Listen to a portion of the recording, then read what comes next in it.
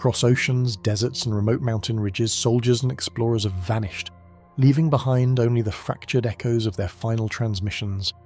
These SOS calls, sometimes urgent, sometimes disjointed, pierce the air like a cry trapped between worlds, hinting at dangers that lie beyond comprehension and defy explanation. Each signal carries fragments of truth and shadows of the unknown, recorded in static, logs, or whispered over crackling radios, yet none returned with their senders. As you move through these accounts, you will traverse the icy waters where submarines disappeared beneath crushing depths, the vast skies where planes sent garbled pleas before vanishing, and isolated forests where patrols reported movements that never materialized. You will hear the voices that lingered, decipher the cryptic messages left behind, and confront the eerie, tangible sense of absence that these final transmissions convey. Each SOS is a window into a moment frozen between life and disappearance, inviting you to step quietly into the enigma. The USS Cyclops and the Signal That Never Returned, 1918. March 1918 found the United States deep in the machinery of war, its ports crowded with coal smoke, troop convoys, and cargo vessels moving restlessly between continents. Among them was the USS Cyclops, a massive Navy cargo ship built to carry coal, but now loaded with manganese ore critical for steel production. Before she vanished, a final routine signal was logged, not a frantic cry, but a steady confirmation of position and progress, the kind of transmission that suggested order rather than danger. No distress call followed, no escalating emergency, only a silence that would stretch across decades. The absence of a final SOS would become the most unsettling message of all. Stretching nearly 540 feet and displacing over 19,000 tons when fully loaded, Cyclops was among the largest ships in the US Navy at the time. Her captain, Lieutenant Commander George W. Worley, had a reputation that divided crews and officers alike, described in later testimonies as stern and unpredictable. In February 1918, the vessel departed Rio de Janeiro with approximately 10,000 tons of manganese ore secured in her holds, a dense cargo that could shift if improperly stowed. Official records noted 309 men aboard, a mixture of naval personnel and civilian passengers. Their destination was Baltimore, with a scheduled stop in the Caribbean. After leaving Brazil, Cyclops made port at Barbados on March 3, 1918, taking on supplies and sending standard communications to Navy authorities. Reports from the stop described no visible distress, though some accounts later suggested one engine had been out of service, reducing her speed and manoeuvrability. When she departed Barbados on March 4th, she was expected to reach Baltimore within days. Wireless transmissions at the time were limited in range and clarity, yet vessels routinely reported their status as they progressed northward. Cyclops did not transmit an alarm, nor did she indicate worsening conditions, and that normality now reads like a warning unnoticed. The last confirmed message from Cyclops was brief and procedural, relayed through naval communication channels and recorded without emphasis. It indicated that all was well and that the ship was proceeding as planned.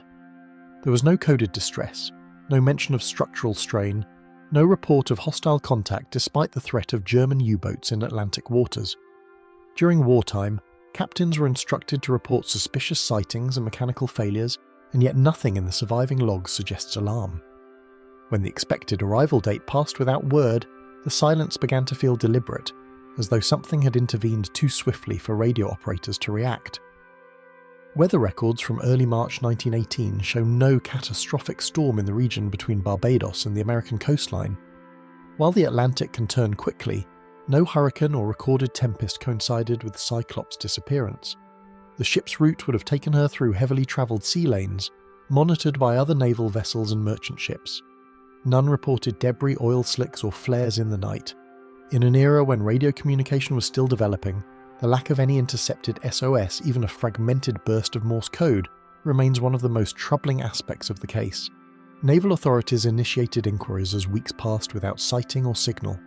The United States Navy eventually concluded that the ship had been lost with all hands, though no official cause could be determined.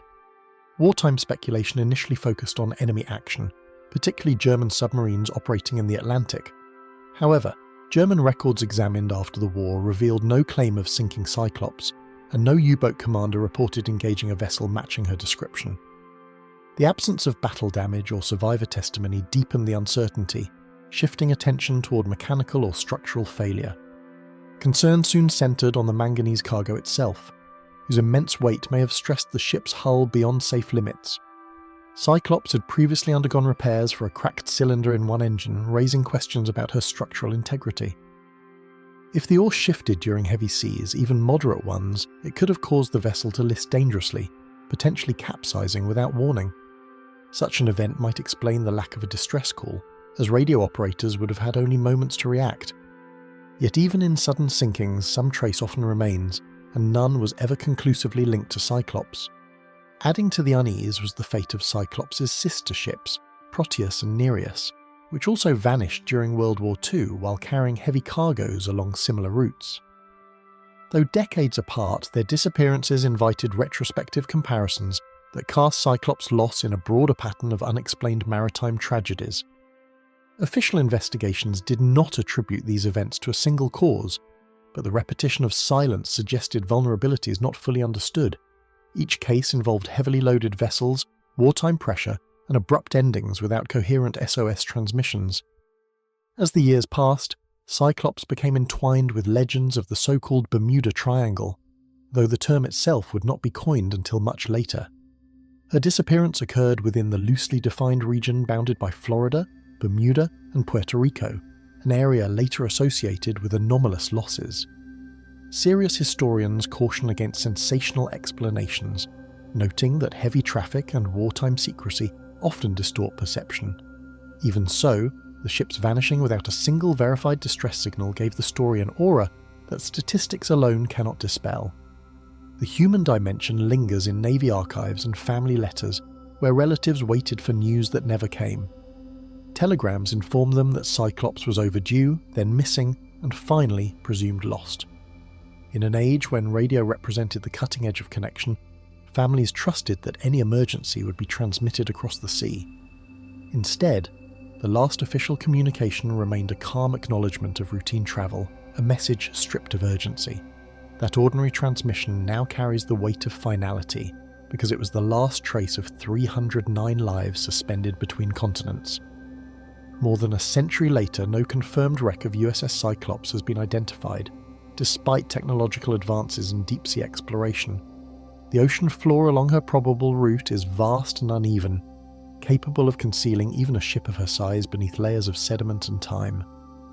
Without physical evidence, historians rely on fragments of documentation and probability, constructing theories that remain unproven. The most unsettling possibility is not sabotage or myth, but the idea that disaster struck so swiftly that the wireless room never had the chance to send an SOS. And somewhere between Barbados and Baltimore, the Atlantic keeps the reason her signal never returned. Flight 19's fragmented pleas over the Bermuda Triangle, 1945. Late in the afternoon on December 5, 1945, 5 US Navy training aircraft lifted from Naval Air Station Fort Lauderdale into clear winter skies over the Atlantic. The formation, later known as Flight 19, was scheduled as a routine navigational exercise designed to test compass headings and dead reckoning over open water. Within hours, radio transmissions would begin reaching the control tower that did not report engine failure or hostile contact, but something far less defined: uncertainty about direction. What survives from that afternoon is not a single dramatic SOS, but a series of fragmented pleas that gradually reveal experienced military aviators losing confidence in the instruments meant to guide them home. Designated Navigation Problem Number 1, the exercise followed a triangular course eastward from Florida to the Hens and Chicken Shoals for simulated bombing practice, then north and finally southwest back to base. The aircraft were TBM Avenger torpedo bombers, rugged machines that had seen extensive service during the war. The student pilots were nearing completion of their training, and Lieutenant Charles C. Taylor, a combat veteran, served as instructor and flight leader. Weather reports recorded relatively calm seas and scattered clouds, conditions considered suitable for navigation training. Nothing in the briefing suggested that the lesson would extend beyond routine correction of minor errors. Shortly after completing the bombing leg, Taylor transmitted that both of his compasses were malfunctioning and that he could not determine his position. He stated that he believed the flight was over the Florida Keys, a conclusion that conflicted with the planned route east of the mainland. Other pilots responded that their own compasses appeared to be functioning, yet they deferred to Taylor's assessment. The exchange introduced a subtle fracture within the formation because the lead aircraft dictated the heading. From that point forward, the formation's direction depended less on instruments and more on interpretation.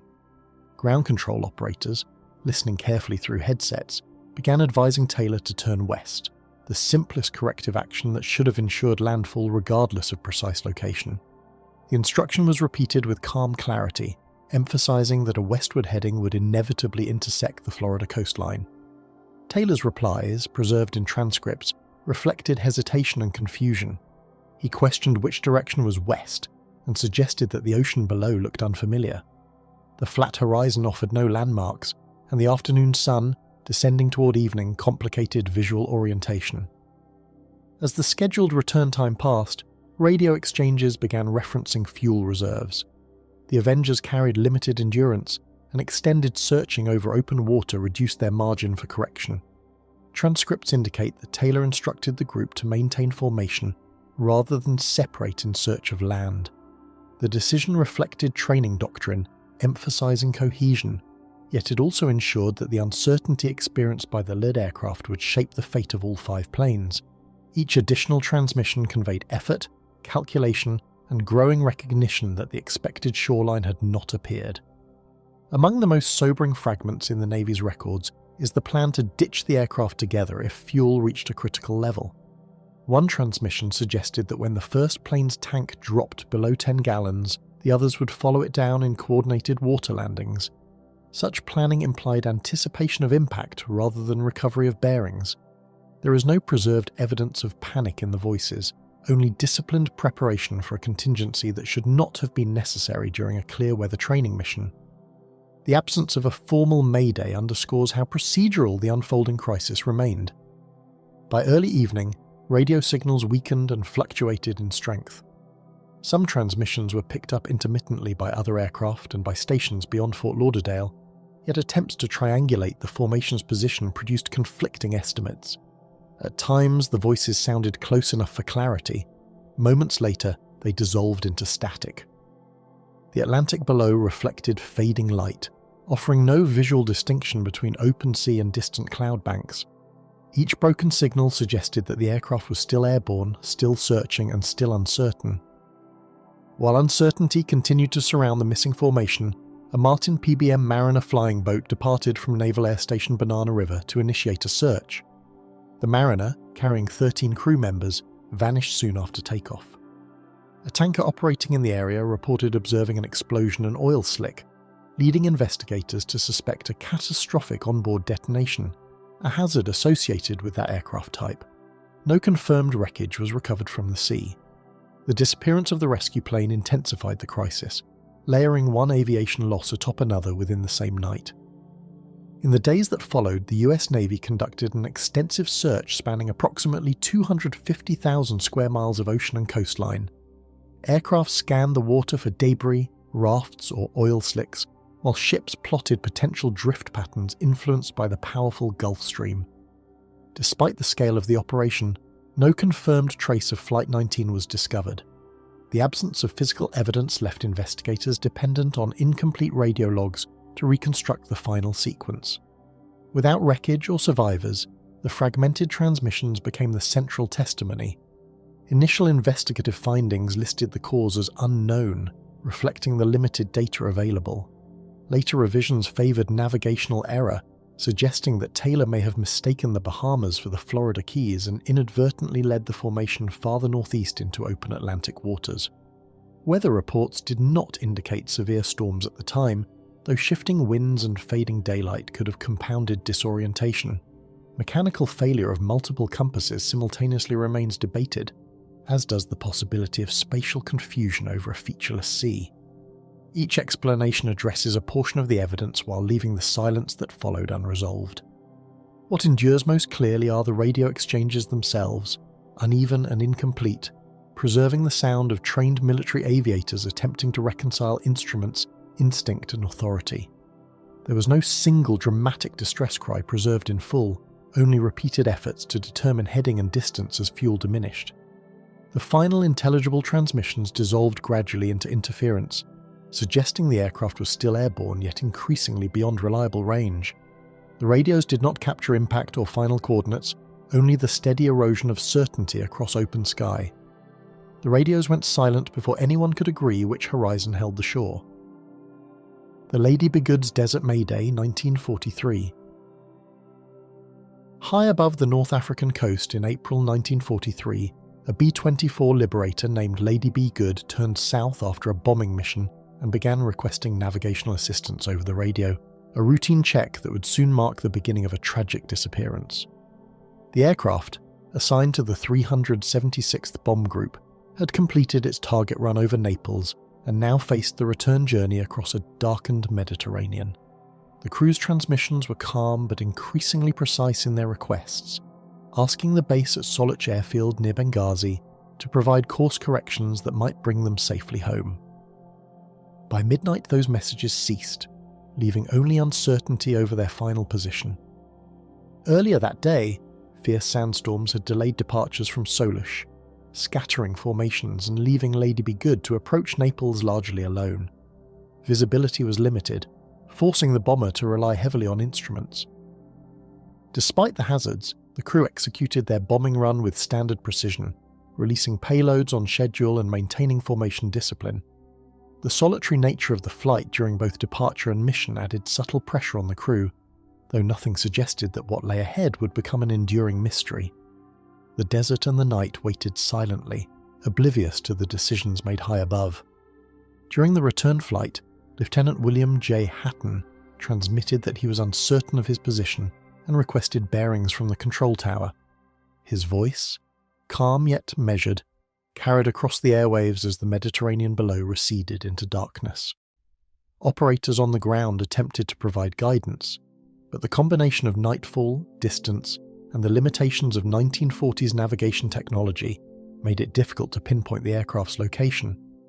Each reply took several minutes to reach the bomber, and by the time it was received, the crew had already begun to drift further from familiar landmarks. Unseen tailwinds likely pushed the bomber far beyond the Mediterranean shoreline, carrying it deep into the Libyan interior without the crew realizing the error. Compasses and dead reckoning were standard, but over open desert at night the instruments provided no reassurance. Lieutenant Hatton may have assumed he was still over water when the barren expanse of sand stretched beneath the aircraft instead. Each mile taken unknowingly inland increased the distance from Solich and from rescue should any emergency arise. The aircraft continued its southern flight into the vast emptiness, its crew unaware of the desert that would eventually claim them. Instead of plunging into the sea as feared, the B-24 continued inland for hours until fuel exhaustion forced a decision. At some point, the crew abandoned hope of reaching the airfield and prepared to bail out. Parachutes were donned and checked, and the pilots and crew exited the aircraft over the flat, featureless expanse of the Sahara. The plane itself, remarkably, continued flying for some distance before crash landing in relatively intact condition, a silent testament to the bomber's durability and the crew's final precautions. No one aboard survived the trek across the desert, despite landing safely. After midnight, contact with Lady Be Good ceased entirely, and search crews initially concentrated their efforts over the Mediterranean, believing the aircraft had likely gone down at sea. The absence of any wreckage reports in the water reinforced the assumption that the plane had vanished without a trace. For 15 years, the fate of the bomber and its crew remained unknown, leaving only sporadic anecdotes and speculation within the air group.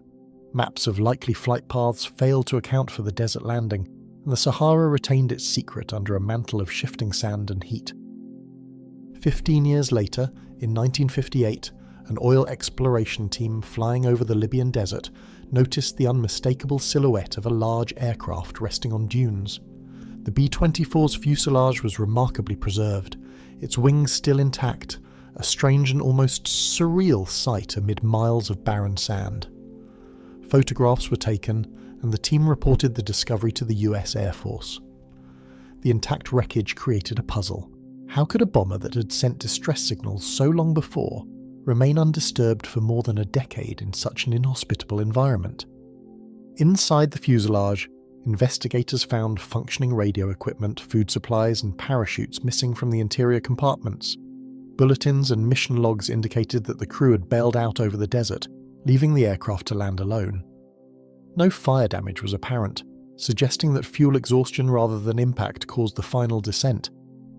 The preservation of equipment offered rare insight into operational protocols and the crew's last actions, providing concrete details absent from prior speculation. The desert, harsh and unforgiving, had preserved the scene almost perfectly. Subsequent ground searches in 1960 uncovered the remains of several crew members scattered across miles of desert, some near water sources and others along trails carved into the sand by desperate attempts to reach civilization. Diaries, maps, and makeshift shelters indicated a struggle for survival over several days. The extreme heat, dehydration, and disorientation of the Sahara had transformed a completed mission into a slow ordeal. Even the strongest crew members could not navigate the vast expanse without landmarks, and the desert's enormity transformed time into a relentless adversary. Distance in the Sahara operates on a scale that defies instinct, compressing survival time while expanding every mile into an ordeal. Investigators noted how close some bodies were to the crash site, compared with their intended airfield, yet the terrain and exhaustion made those few miles insurmountable. Mirages, sandstorms, and the relentless sun created a disorienting environment that erased any memory of the horizon. The final movements of the crew were reconstructed only by scattered footprints and personal effects, revealing a narrative of hope, confusion, and incremental despair. The artifacts, tracks, and personal effects left behind told a story of desperate navigation across endless sand, a journey that the night had heard but never guided. Evidence suggested that the crew had survived the initial bailout and had attempted to walk northward toward the supposed coastline, believing civilization lay within reach. Yet no radio or beacon could signal them once on foot. The desert swallowed both signals and sound alike, leaving only footprints, journals, and the silent aircraft as witnesses to the crew's final struggle. The last SOS they transmitted had reached human ears, but the Sahara preserved its answer for decades, revealing it only to those who came to walk among the dunes. The Star Tiger's fading voice in the Atlantic, 1948. Over the dark Atlantic, the Star Tiger's radio crackled briefly, a solitary SOS hinting at uncertainty amid endless waves. The aircraft, a British South American Airways Tudor than 4, had departed from Lisbon with a flight plan to Bermuda, crossing thousands of miles of open ocean at night. Crew and passengers alike expected a routine journey, yet a shadow of unease began with the first faint transmission, a signal that suggested minor navigational difficulty. By the early hours, that call would become the last coherent voice received from the flight, leaving a mystery that would linger for decades. Each crackle carried both a message and the eerie implication of isolation over a boundless sea. Departing Lisbon, the crew had anticipated a routine night crossing to Bermuda, unaware that the ocean would soon obscure their position. Weather forecasts had predicted scattered clouds and mild winds, but Atlantic conditions are notoriously fickle, and the night deepened with rolling banks of mist and intermittent storms.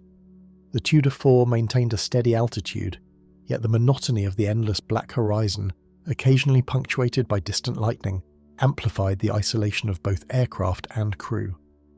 Even experienced aviators can be unsettled by the quiet enormity of open ocean, and subtle doubts about positioning may have crept into the minds of those in command. Early communications were sporadic, fragments lost to static that distorted both tone and content. Ground stations captured only partial syllables and broken words, making it impossible to verify the exact nature of the crew's concerns. Operators struggled to extract meaning from the signals, piecing together a patchwork of requests for position confirmation and course correction. No cries of panic were recorded, only precise professional queries that, through interference, gradually dissolved into incomprehension. The Atlantic below offered no landmarks, only depthless night, while the crew's instruments attempted to replace visual cues that were absent entirely. The night sky offered no landmarks, a black canvas broken only by occasional lightning flashes over distant storms. The Tudor 4's navigational instruments indicated no immediate danger, Yet the crew's sense of position conflicted with the readings.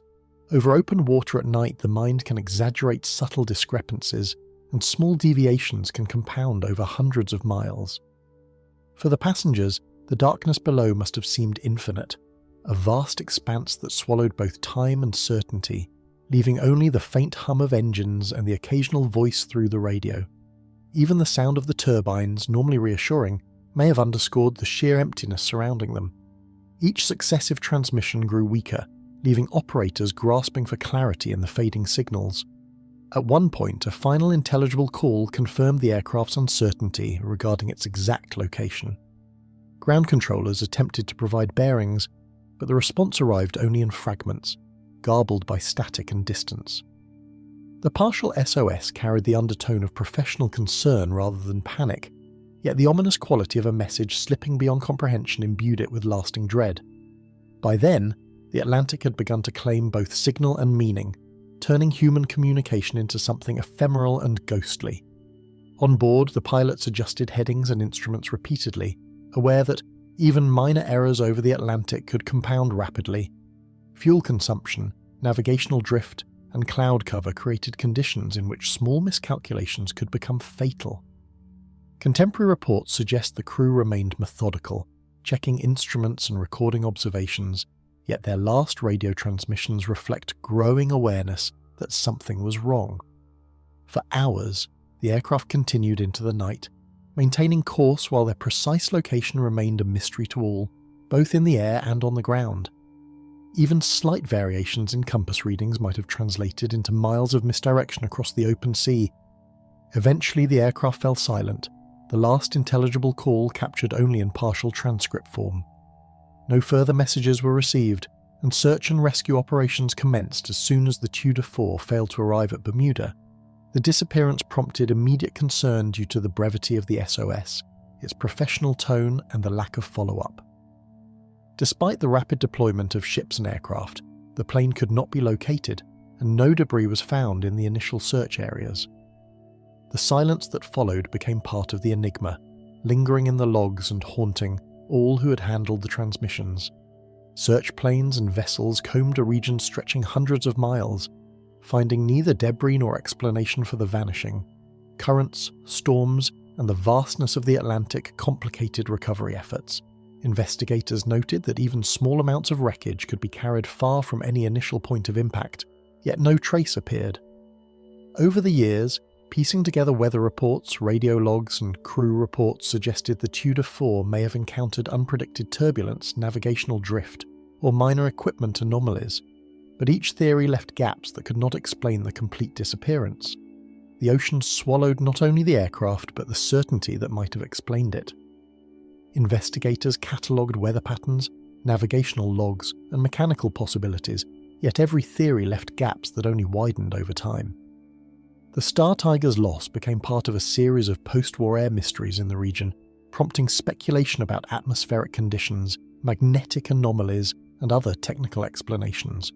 However, every reconstructed scenario relied on conjecture, as no wreckage or verified location of the aircraft was ever found.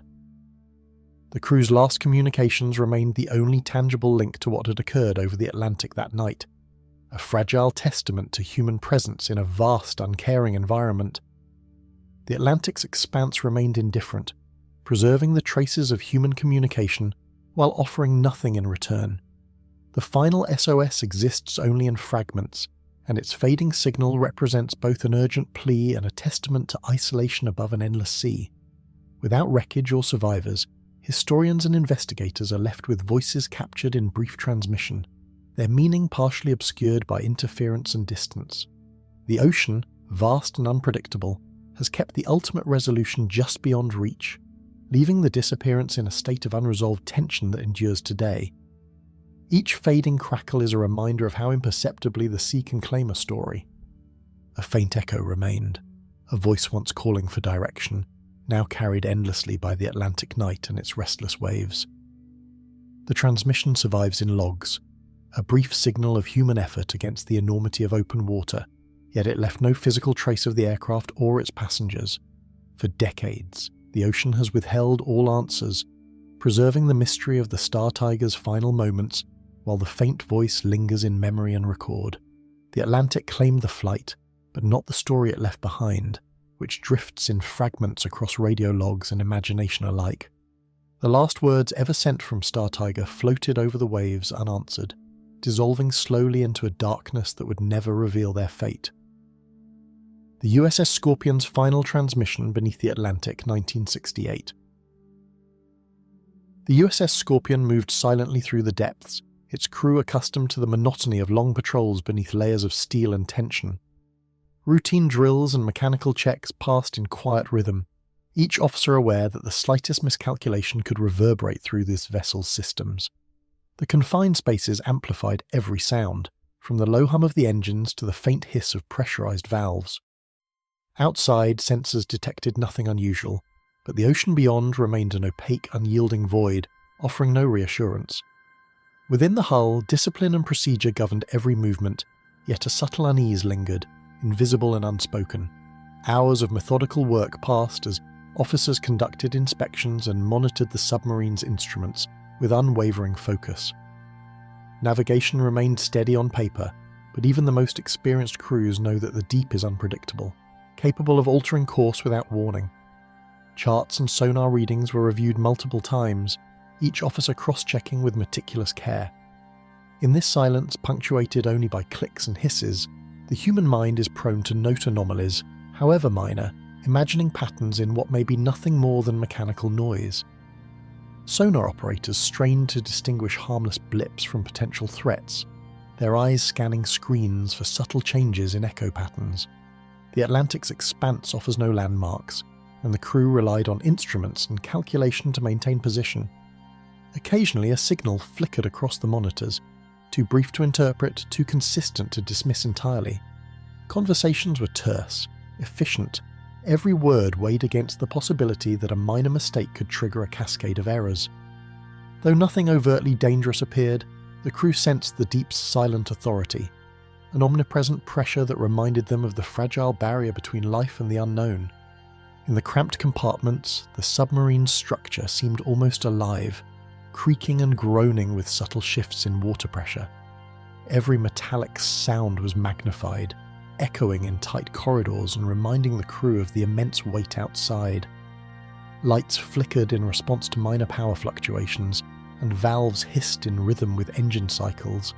Even seasoned submariners are sensitive to these auditory cues, reading the vessel's sounds as both information and warning. The atmosphere carried a tension that words alone could not describe, a quiet awareness that the world above and the depths below were equally unknowable. Routine communications with Fleet Command punctuated the patrol, brief bursts of code and status updates sent and acknowledged without incident. Though nothing urgent was conveyed, each transmission carried an undercurrent of anticipation, as if both sender and receiver sensed that distance could render these messages ephemeral. Signals travelled through water slowly and with distortion, and static occasionally masked content. In this medium, even routine contact could feel tenuous, leaving both crew and command aware of the fragile bridge between the submarine and the world beyond its hull. As the hours progressed, instruments occasionally flickered or recorded faint, unexplained vibrations, drawing attention from officers who were trained to note every irregularity. Mechanical inspections revealed nothing overtly wrong, yet the readings hinted at forces beyond comprehension. Tension mounted incrementally, unspoken but palpable, as the crew continued routine operations under a growing awareness that the environment outside the hull remained indifferent and unforgiving. Each minor anomaly, however, was catalogued with professional detachment, a preparation for any eventuality that might arise in the deep. By mid-mission, the crew began reporting observations to one another more frequently, though always with precision and restraint. Every shift in sonar or gauge reading was shared and recorded, yet no explanation emerged for the subtle irregularities. Even experienced officers exchanged glances that conveyed more than words, an unspoken acknowledgement that uncertainty had begun to penetrate the calculated environment of the vessel. The submarine moved on course, but the monotony of the patrol had been replaced by a quiet vigilance, the kind that precedes events impossible to predict. It was then that the first outward signs of serious concern became apparent. Instruments recorded shifts inconsistent with expected currents, and minor equipment irregularities persisted without cause, the crew responded according to protocol, executing checks and recalibrations, yet no cause could be identified. Each measure, though methodical and calm, underscored the tension inherent in operating a vessel isolated under miles of water. Below decks, the crew maintained discipline even as the environment itself reminded them of their vulnerability in this enclosed steel vessel. After hours of careful observation and communication, the USS Scorpion transmitted its last intelligible report. Depth, heading, and minor technical concerns relayed to Fleet Command. This final transmission was routine in tone, but carried the weight of uncertainty that had accumulated throughout the patrol. Ground operators received it with concern, aware that the vessel's silence beyond this point could signal a grave emergency. No further messages were ever recorded, and the submarine disappeared from all contact, leaving only its last communication as a tangible link to those on board. Search efforts commenced immediately, deploying sonar arrays, reconnaissance aircraft, and surface vessels in a coordinated effort to locate the missing submarine. Despite extensive sweeps, no wreckage or debris was discovered, and environmental conditions complicated every attempt. Currents, extreme depth, and lack of visual reference points rendered the search extraordinarily difficult, while each passing hour heightened the mystery. Fleet analysts reviewed prior communications, patrol logs, and technical documentation in hopes of reconstructing the submarine's final trajectory, but only the faint trace of that last transmission remained. In the aftermath, investigators combed every record, maintenance logs, procedural notes, and communications archives, to find clues to the Scorpion's disappearance. Each fragment of information contributed to the narrative of a vessel swallowed by circumstances invisible and untraceable. The final SOS became the sole testament to the crew's actions and intentions, a preserved moment in the vast, unknowable environment they had inhabited. Analysts and historians would continue to speculate, yet every fact reaffirmed a central truth. The submarine's fate remained a mystery of the deep, a haunting enigma without closure. The final radio transmission now exists as a solitary echo, preserved in official logs as a fleeting human presence in a domain otherwise beyond comprehension. It represents the last bridge between the crew and the world above, a sound that vanished as utterly as the submarine itself. Every instrument, every procedural check, every careful observation could not prevent the disappearance, leaving only traces in record and memory. The Atlantic claimed the vessel, yet its last signal lingers, a human voice carried through absence, ineffable and unresolved. The USS Scorpion's last transmission remained suspended in the void, unanswered, a solitary echo drifting through a darkness no human eye has ever witnessed. The missing C-124 Globemaster, over the Atlantic, 1951. The C-124 Globemaster lifted from its Atlantic runway under clear skies, cargo secured and crew poised for a routine transoceanic flight. Its engines hummed with steady power, each vibration transmitted through the fuselage and felt in the soles of boots and the hands of the flight crew. Passengers, mostly military personnel, settled into the cavernous cabin, unaware that their journey would end in mystery. Outside, the horizon stretched flat and unbroken, a vast expanse promising neither danger nor reassurance.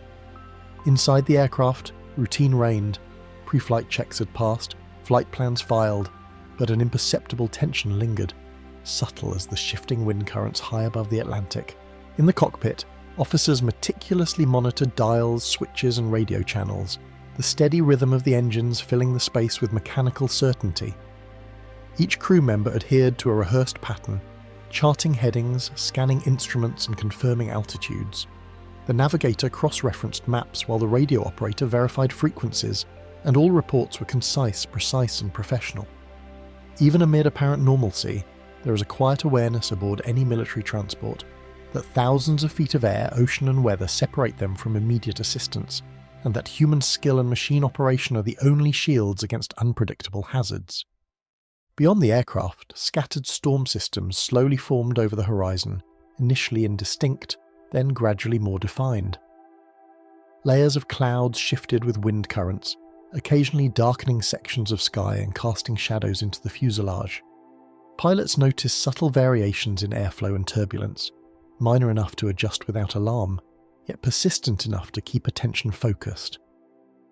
The Atlantic atmosphere is a living, ever-changing force, and even on a flight designed for routine, it commands respect. The C-124 pressed onward, navigating carefully through pockets of calm and turbulence alike, each moment measured against charts and altimeters. Instruments occasionally registered minor deviations, small fluctuations in heading, or electrical readings that might have seemed inconsequential under normal conditions. Crew members exchanged glances, noting patterns that did not align with expected norms. These anomalies were catalogued and corrected, yet their presence lingered, a quiet reminder that the Atlantic's vastness and variability could intrude even into a meticulously planned flight. No immediate danger presented itself, but the subtle irregularities planted a seed of unease, the kind that grows slowly, unnoticed, until it becomes undeniable. The pilots exchanged concise reports, recalibrating headings and reviewing maps as the immense sky stretched endlessly below them. Visibility was mostly clear, but occasional cloud banks interrupted sightlines, forcing attention to instruments and radio cues.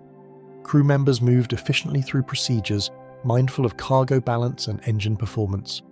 Conversations were minimal and deliberate, the atmosphere controlled, yet layered with the faint anticipation that comes from being surrounded by an element that is both invisible and unforgiving. In every gesture, the human mind registered both competence and vulnerability. Routine check-ins with command punctuated the flight, brief bursts of communication confirming altitude, heading, and general status. The messages were professional, precise, and evenly delivered, yet each was transmitted through miles of atmosphere and electrical interference, subtly altered in clarity and timing. Ground stations noted signal strength and responded with equal precision, aware that long-range flights over the Atlantic could encounter delays or distortions that complicate interpretation. The crew, conditioned to maintain composure, knew that these communications were both lifeline and record, capturing a moment of presence that might outlast the flight itself. Then came the final transmission, crisp and professional, confirming altitude, heading, and minor technical observations. It was routine in tone, yet its reception at ground stations marked the last recorded contact with the aircraft. Shortly afterward, the message was abruptly terminated, leaving operators awaiting a response that never arrived. There was no signal of distress, no repeated SOS, just a sudden, final silence. This transmission would later become the sole tangible record of the Globemaster's final moments, a fragment of human voice suspended above a vast, empty expanse. Alerted by the sudden absence of further communication, ground stations immediately mobilized search operations. Aircraft scoured wide stretches of the Atlantic, while surface vessels deployed sonar and visual sweeps, all under the constraints of weather and the unrelenting distance of the ocean below. Clouds and storm systems delayed observation, and rough waters concealed any potential debris. Each hour that passed without contact intensified the uncertainty, transforming what began as a routine mission into a lingering unresolved enigma, with the last transmission serving as both clue and haunting marker of human vulnerability. Investigators combed flight logs, maintenance records, and radar tracks, attempting to reconstruct the final trajectory of the aircraft. Every detail was scrutinized: engine performance reports, crew procedures, cargo manifest, and radio transmissions. Yet the investigation offered no definitive explanation, no wreckage was found, and the only trace of the flight remained that final broadcast, brief and professional. Analysts could propose possibilities: mechanical failure, severe weather, navigational error, but nothing could fully reconcile the sudden absence of a large, well-maintained aircraft carrying more than 50 personnel across monitored airspace. The crew's last words lingered in official records, fragments of a journey frozen in time, their significance partially obscured by distance and atmospheric interference. Despite extensive effort, every logical explanation seemed insufficient, leaving investigators with a puzzle defined by absence rather than evidence. The Atlantic held its secrets, vast and indifferent, preserving the aircraft and its passengers from discovery while carrying the final SOS through the invisible layers of air and cloud. What remained was the memory of routine interrupted, human order vanishing into uncertainty, and a signal that would outlast the lives of those aboard. Above the Atlantic, nothing remained of the aircraft or crew, and the final transmission became an isolated echo of human presence suspended in uncertainty. It is a record of discipline, training, and procedure, yet it is also a marker of incomprehensible disappearance, a brief thread of human action against the expanse of nature and circumstance. In archives, the message is catalogued and preserved, a fleeting human voice that communicates nothing of its ultimate fate, a whisper of life above a void that claims without a trace. This single transmission embodies both connection and absence, a haunting testament to the limits of comprehension and the enduring mystery of the missing C-124 Globemaster. The C-124 Globemaster's last transmission drifts endlessly across the Atlantic, a solitary voice swallowed by the vast sky and never answered. The Avro Tudor Star, Ariel's vanishing transmission, 1949. Morning sunlight filtered through scattered clouds as the star Ariel climbed steadily into the sky, passengers adjusting to their seats while instruments and gauges performed quiet mechanical checks. Crew members moved efficiently, verifying cabin readiness and confirming fuel levels, while pilots scanned the horizon and the vast Atlantic below. Even amid routine operations, the knowledge of miles of open ocean beneath them lent a subtle tension to the flight. The aircraft's engines hummed with steady authority, the vibrations felt in both cabin and cockpit, reassuring yet reminding all aboard of the fragile connection between human skill and mechanical endurance.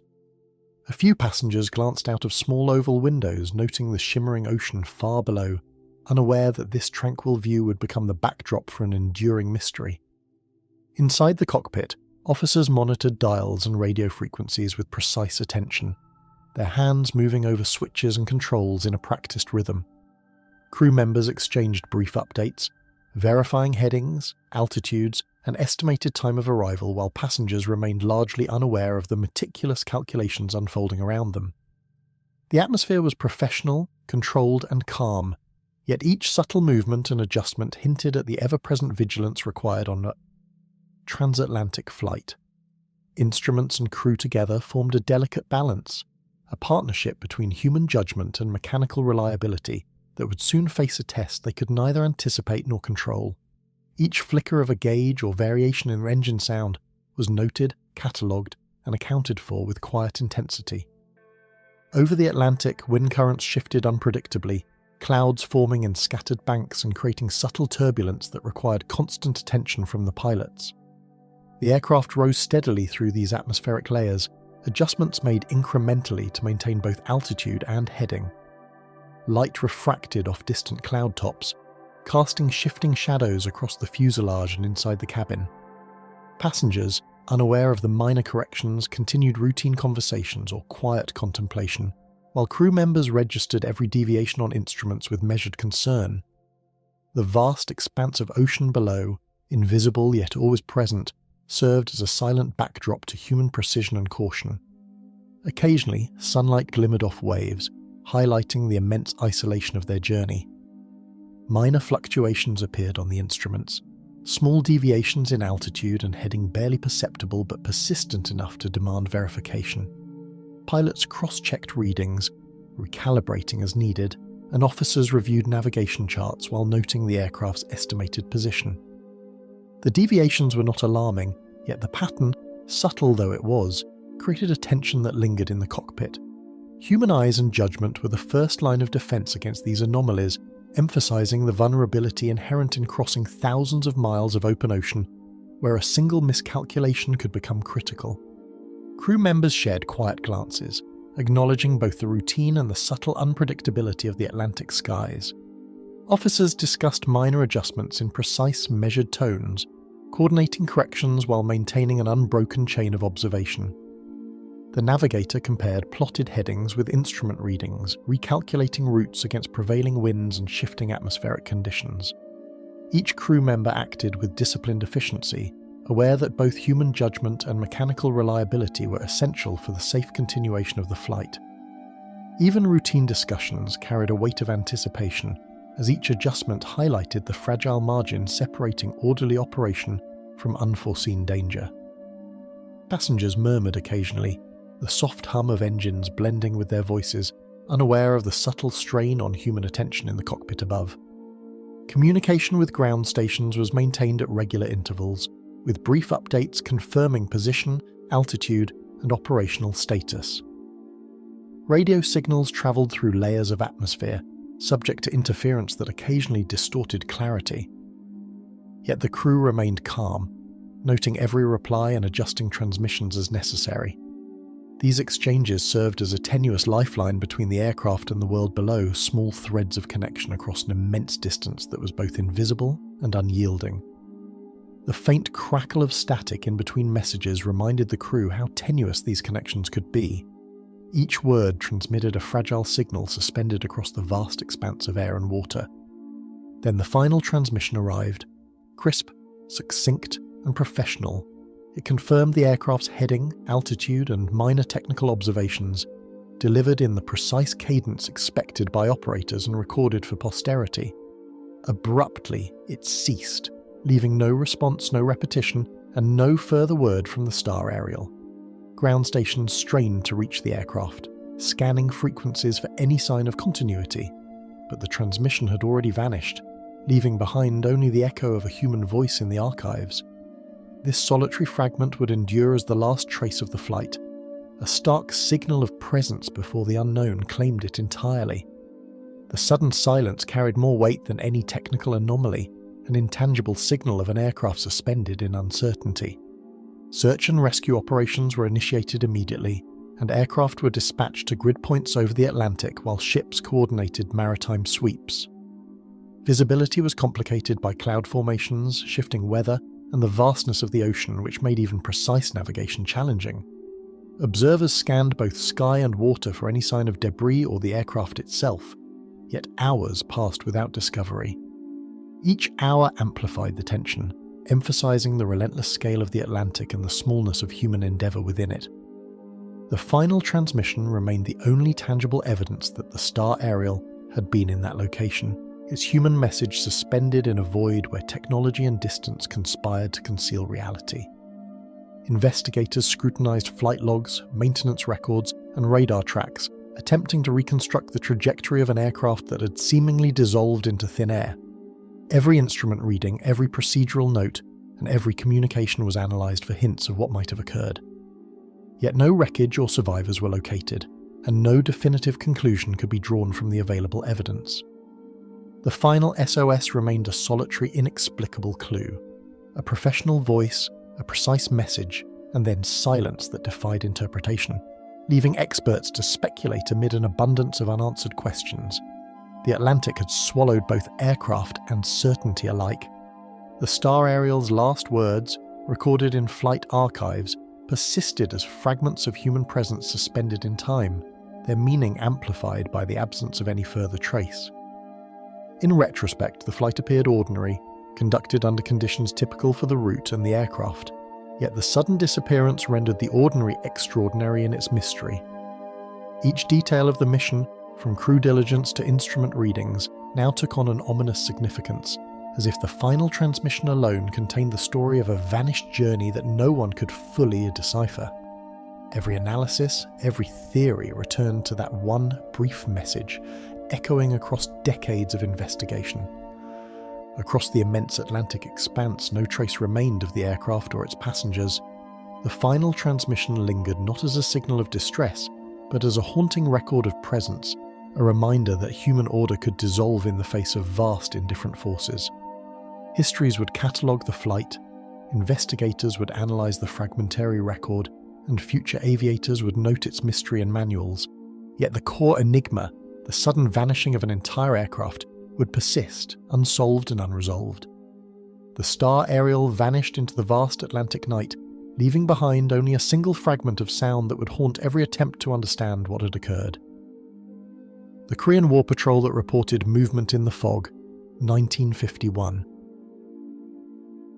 Thick mist clung to the ridges as the patrol moved cautiously, boots sinking into wet soil while eyes strained for any hint of movement, and the radios hummed softly with routine check-ins. The grey veil muted every sound except the crunch of footwear on damp ground and the occasional shuffle of equipment. Even in the familiar routines of a night patrol, the fog imposed a constant tension, distorting shapes and obscuring distance, making the mountains feel alive with unseen presence. A faint metallic tang in the air and the distant scent of damp pine heightened senses, sharpening attention to every rustle, every whisper of wind. Somewhere in the swirling grey, the patrol's last communications would soon become the only tangible trace of a journey into the unknown. Soldiers counted steps, checked compass bearings, and whispered updates to one another, their breath visible in the cold, damp air as the hills seemed to swallow sound. Every movement required care. A misstep could mean injury or separation from the group. Leaders issued orders in clipped tones, ensuring coordination despite the suffocating atmosphere. The patrol relied on training and trust, each soldier attuned to the rhythm of the others. Even as they followed established paths and calculated headings, an undercurrent of uncertainty threaded through the unit, each shadow and whisper magnified by the fog that enveloped them.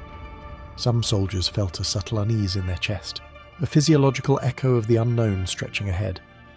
The fog distorted every shape, turning ordinary rocks into looming silhouettes, while distant gunfire and the hum of engines filtered faintly through the grey haze.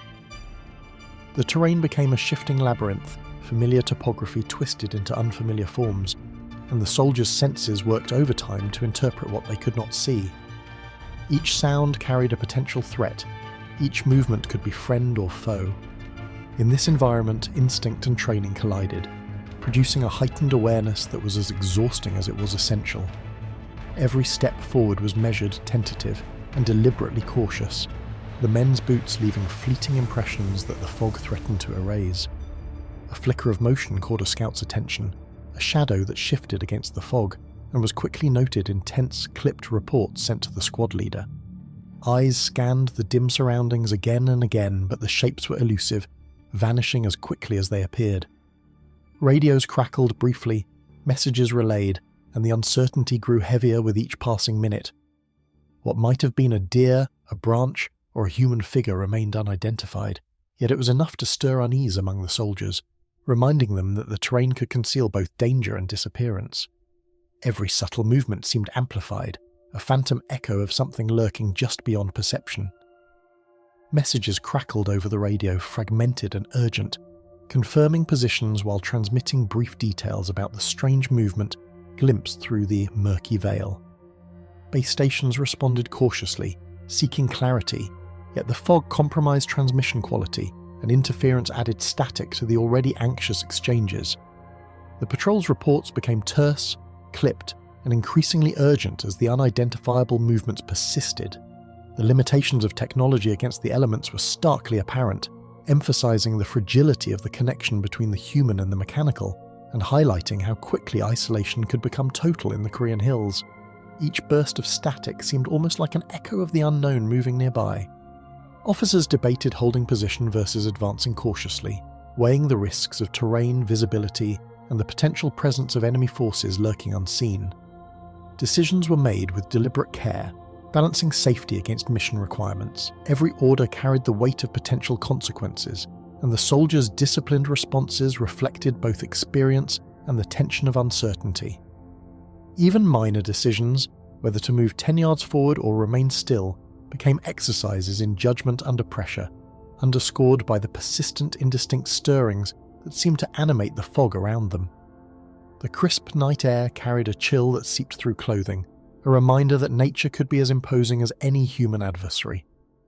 Repeated glimpses of indistinct forms and shapes prompted hushed speculation among the soldiers, each report escalating anxiety as uncertainty thickened with the fog itself. Moments of stillness were punctuated by sudden flashes of movement, and the patrol remained alert, watching, listening, and attempting to differentiate harmless environmental shifts from potential threats. Fear was muted but persistent, an undercurrent beneath the calm professionalism displayed in measured steps and disciplined speech. The hills were alive with ambiguity, and every soldier understood that perception alone could not confirm reality. Small, seemingly inconsequential sounds, a snapped twig, a drifting leaf, were catalogued in nervous anticipation. The final SOS was sent, a terse transmission reporting movement in the fog and requesting immediate reinforcement, its urgency palpable in each clipped phrase. The words carried both caution and alarm, a carefully balanced signal that the patrol was aware of its vulnerability, yet committed to protocol. As the message ended, silence returned to the radio waves, leaving the fragment of communication as both a warning and a record of existence, marking a precise moment before the patrol's presence would vanish from all observable records. The men's muffled breathing and the hiss of fog through trees remained the last human sounds captured by the radio frequency. Command posts and nearby units scrambled to respond, navigating ridges and valleys blindfolded by mist, while the radio remained intermittently alive with static and unanswered calls. Searchers moved slowly, voices muffled and vision limited to only a few yards in any direction. Paths once familiar became treacherous as fog masked the contours of hills and valleys. Coordination proved difficult, the terrain seemed to resist intervention, and the sounds of movement faded without clarity. Every attempt to establish contact highlighted the separation between technology and reality in an environment that refused to yield answers. Even advanced triangulation techniques offered only hints, never certainty. Hours stretched into silence as the patrol vanished from sight, the fog concealing all traces while searchers documented only empty terrain and echoes of the last radio transmission. Observers noted landmarks and recorded each sweep meticulously, but the landscape offered no clues. Even the most detailed maps could not compensate for the disorienting conditions, and the soldiers' disappearance remained as perplexing as the flickering shadows they had reported. What should have been routine became an enigma, a stark reminder of how quickly familiarity can dissolve in unfamiliar and unforgiving conditions. The oppressive cold pressed in from all sides, an invisible weight upon those still searching. Archival records preserved the fragmentary communications, leaving the incident unresolved, a chilling reminder that a single brief SOS can outlast every subsequent attempt at explanation. Historians and military analysts would revisit the transmissions, seeking insight in each tone, each phrase, and each pause, but the true nature of the event defied reconstruction. The incident stood as an anomaly, a small yet profound example of human presence interrupted by forces beyond comprehension, recorded only in the meticulous notes of officers and the static-laden fragments of a radio line. Every analysis returned to that single alert, a whisper of reality lost in the fog. The radio fell silent, and with it the patrol itself seemed to vanish into the mist, as if the hills had swallowed both signal and soldiers whole. The USS Greyback's distress before disappearance, 1944.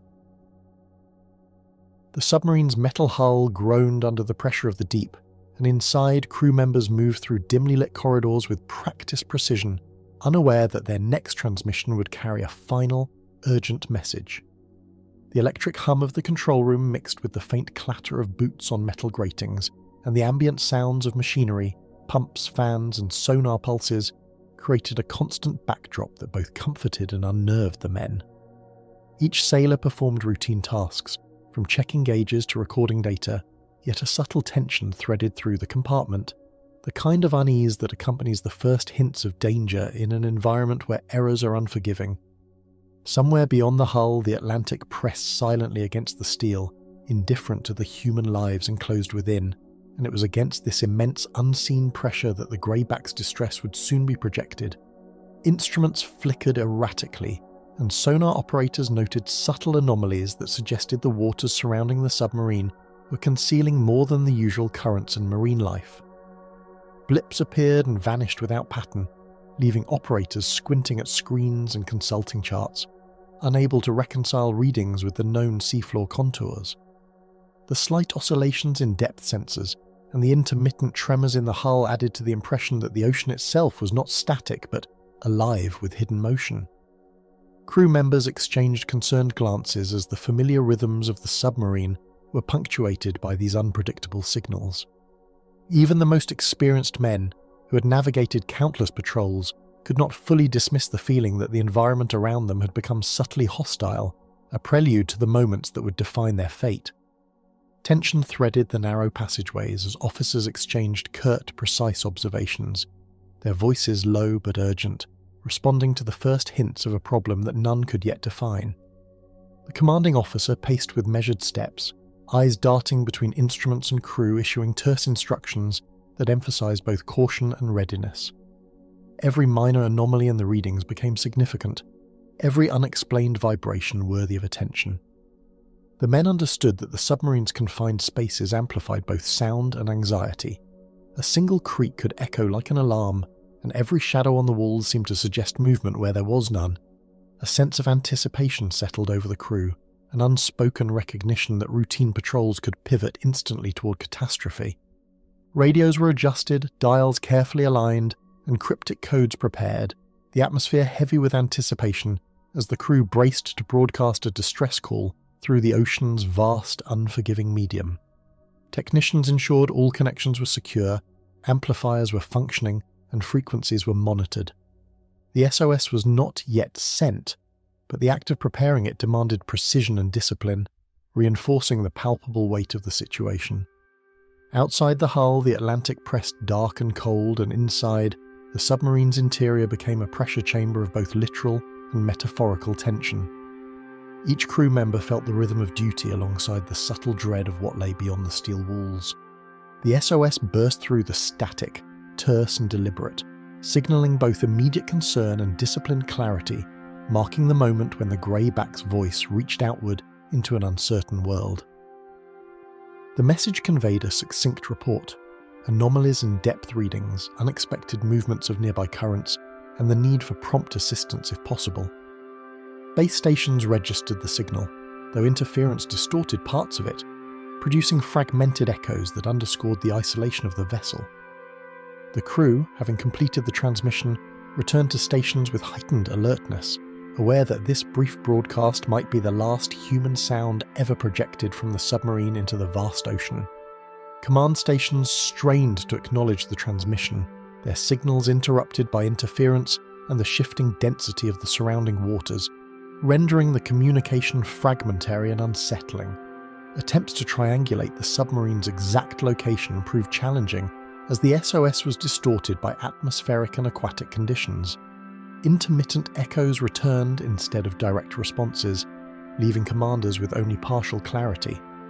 For the men aboard the Greyback, this technological ambiguity compounded the uncertainty of their situation, underscoring how swiftly control over one's environment could dissolve in the deep ocean. Gradually, the submarine faded from radar and sonar displays, its position becoming untraceable, leaving only the echo of human presence suspended in a dark, silent expanse. Each sweep of detection equipment revealed nothing more than empty water columns, and the familiar blips and traces that indicated activity vanished without explanation. The ocean's layers seemed to absorb sound, depth, and movement, as if the Greyback had entered a region where technology could no longer reach. Even experienced sonar operators, accustomed to interpreting subtle signals, could only record absence, their meticulous notes documenting a disappearance that defied conventional explanation. Search efforts commenced, vessels moving slowly across the coordinates, scanning with sonar and periscope, but each sweep returned with emptiness, as though the ocean had absorbed every trace of the submarine. Ships advanced cautiously, scanning for debris, oil slicks, or the faintest disturbance in the water. Divers and reconnaissance teams prepared for deployment, yet nothing indicated where the vessel had gone. Every method employed yielded only silence and the unbroken expanse of the Atlantic. The systematic searches, though thorough and technologically advanced for the era, were powerless against the unknown forces that had claimed the Greyback's presence. The empty horizon became a reminder that even the best-trained crews could be rendered impotent by nature's vastness. Analysts would later study the SOS, its tone and timing dissected for insight, yet every hypothesis met the same barrier. No evidence remained to confirm what had transpired after that message. Military logs preserved every fragment, and historians pored over the available data, attempting to reconstruct sequences from scant information. Currents, mechanical possibilities, and wartime hazards were all considered, but none could provide definitive answers. The SOS remained the last known human imprint, a chilling testament to how brief communication can outlast visibility and memory when the ocean exerts its overwhelming dominance. Comparisons with other wartime submarine disappearances suggested perilous currents, mechanical failure, or undetected mines, yet the Greyback's final transmission remained a singular haunting artifact amidst patterns of historical mystery. Analysts noted similarities in timing and environmental conditions, but could not reconcile the disappearance with known operational risks. The mystery persisted because the submarine had vanished without the usual signs that accompany maritime disasters: no floating wreckage, no survivor reports, and no corroborating sightings. The SOS stood alone, a faint pulse of humanity lost in a cold, vast theatre where silence reigned supreme. The absence of follow-up signals, debris, or survivor testimony deepened the enigma, creating a silence that was almost palpable aboard vessels scanning the region in vain. Each sonar sweep and every reconnaissance report confirmed only emptiness. Officers and crews alike were left with the knowledge that despite modern instruments, meticulous planning, and immediate response efforts, a single signal could vanish entirely into the abyss, leaving its origin untraceable. This silence became a heavy companion to all who reflected on the incident, highlighting the precariousness of life and communication beneath the ocean's oppressive pressure. The distress signal faded into silence, swallowed by the ocean's immense darkness, and no trace of the Greyback would ever return. The missing PBM Mariner rescue plane, 1945. A sudden stillness settled over the instruments, as if the atmosphere itself was holding its breath, foreshadowing the moment that would demand the crew's desperate SOS. In the cockpit, minor fluctuations flickered across the panels, but the crew pressed on with routine checks, unaware that their next transmission would be the last human voice recorded from the aircraft. Somewhere below, the Atlantic stretched endlessly, indifferent to the unfolding drama above, while time compressed around each second of their vigil, creating a tension that neither training nor experience could fully dissolve. Subtle inconsistencies began to emerge in the readings, minor fluctuations that hinted at forces no one aboard could fully understand or control. The navigator's eyes traced each blip and needle movement, each one suggesting deviations that were almost imperceptible yet impossible to ignore. A slight dip in altitude here, a shifting air pressure there, small clues that added to an unspoken sense of unease. Even the most seasoned crew members could sense that something was slipping beyond the ordinary parameters of flight, though none could yet identify the threat that would force a frantic call into the radio waves. Voices over the radio carried their usual cadence, yet each phrase seemed to hang longer than normal, tension threading through the routine communication. Standard weather reports and position checks were transmitted with the crisp efficiency of habit, but each syllable seemed to arrive slightly delayed, distorted by the invisible current surrounding them. There was a strange weight to the static-laced chatter, an unshakable feeling that these ordinary words were the prelude to something extraordinary, that every routine exchange was a countdown toward the moment when ordinary signals would transform into a final plea. Then, the SOS burst through static, urgent and fragmented, marking the crew's awareness of imminent danger that could no longer be ignored. The message was brief, almost disjointed, yet unmistakable. A declaration of distress, a warning, and a desperate hope that someone, somewhere, would hear and respond. The urgency in the transmission carried through every crackle of interference, revealing the gravity of the situation. It was not just a mechanical problem or navigational error, it was an encounter with something that had already claimed control of their fate, and the words themselves carried the weight of that inevitability. Ground stations attempted to respond, but static and interference obscured their words, leaving only partial acknowledgement in the Mariner's final moments. Operators on the other end strained to piece together fragments of the call, their voices cut short or drowned in bursts of white noise. Every attempt to reach the crew seemed to arrive just a moment too late, leaving only echoes in the equipment and minds of those listening. The broken transmissions became a puzzle without a solution, each fragment a reminder that the Mariner's story was slipping further into uncertainty. Radar blips faltered and disappeared incrementally, the aircraft's presence erased as though the very air had swallowed it whole. Technicians watched in disbelief as the once consistent signals wavered, flickered, and then vanished entirely, leaving nothing to indicate that the plane had ever passed through the monitored airspace. Each fading dot mirrored the fading hope of those awaiting news, and every absence amplified the sense of mystery surrounding the sudden disappearance. It was as though the SOS had announced the crew's peril only to vanish with them, leaving behind silence that would endure. Search teams raced to the last reported coordinates, combing every mile with systematic precision, yet finding only emptiness and the unyielding expanse below. Patrols flew in coordinated patterns while naval vessels scoured the surface, scanning for debris, signs of life, or any trace of the aircraft that had transmitted its final plea. Despite exhaustive efforts, the search returned nothing conclusive. No wreckage, no survivors, no hints. The vast Atlantic seemed to absorb every clue, leaving investigators and rescuers alike with an unrelenting awareness of the Mariner's disappearance and the limits of human perception over such immense, unforgiving terrain. Weather patterns and operational logs were scrutinized in painstaking detail, but each theory only deepened the sense of inexplicable loss.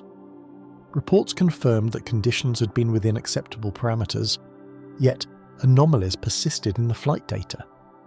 The sudden loss of altitude readings and air pressure fluctuations remained unexplained. Every attempt to reconstruct the last moments of the Mariner brought more questions than answers, forcing experts to confront the uncomfortable notion that some forces, whether environmental, mechanical or otherwise, might remain unknowable, even under the most rigorous scrutiny.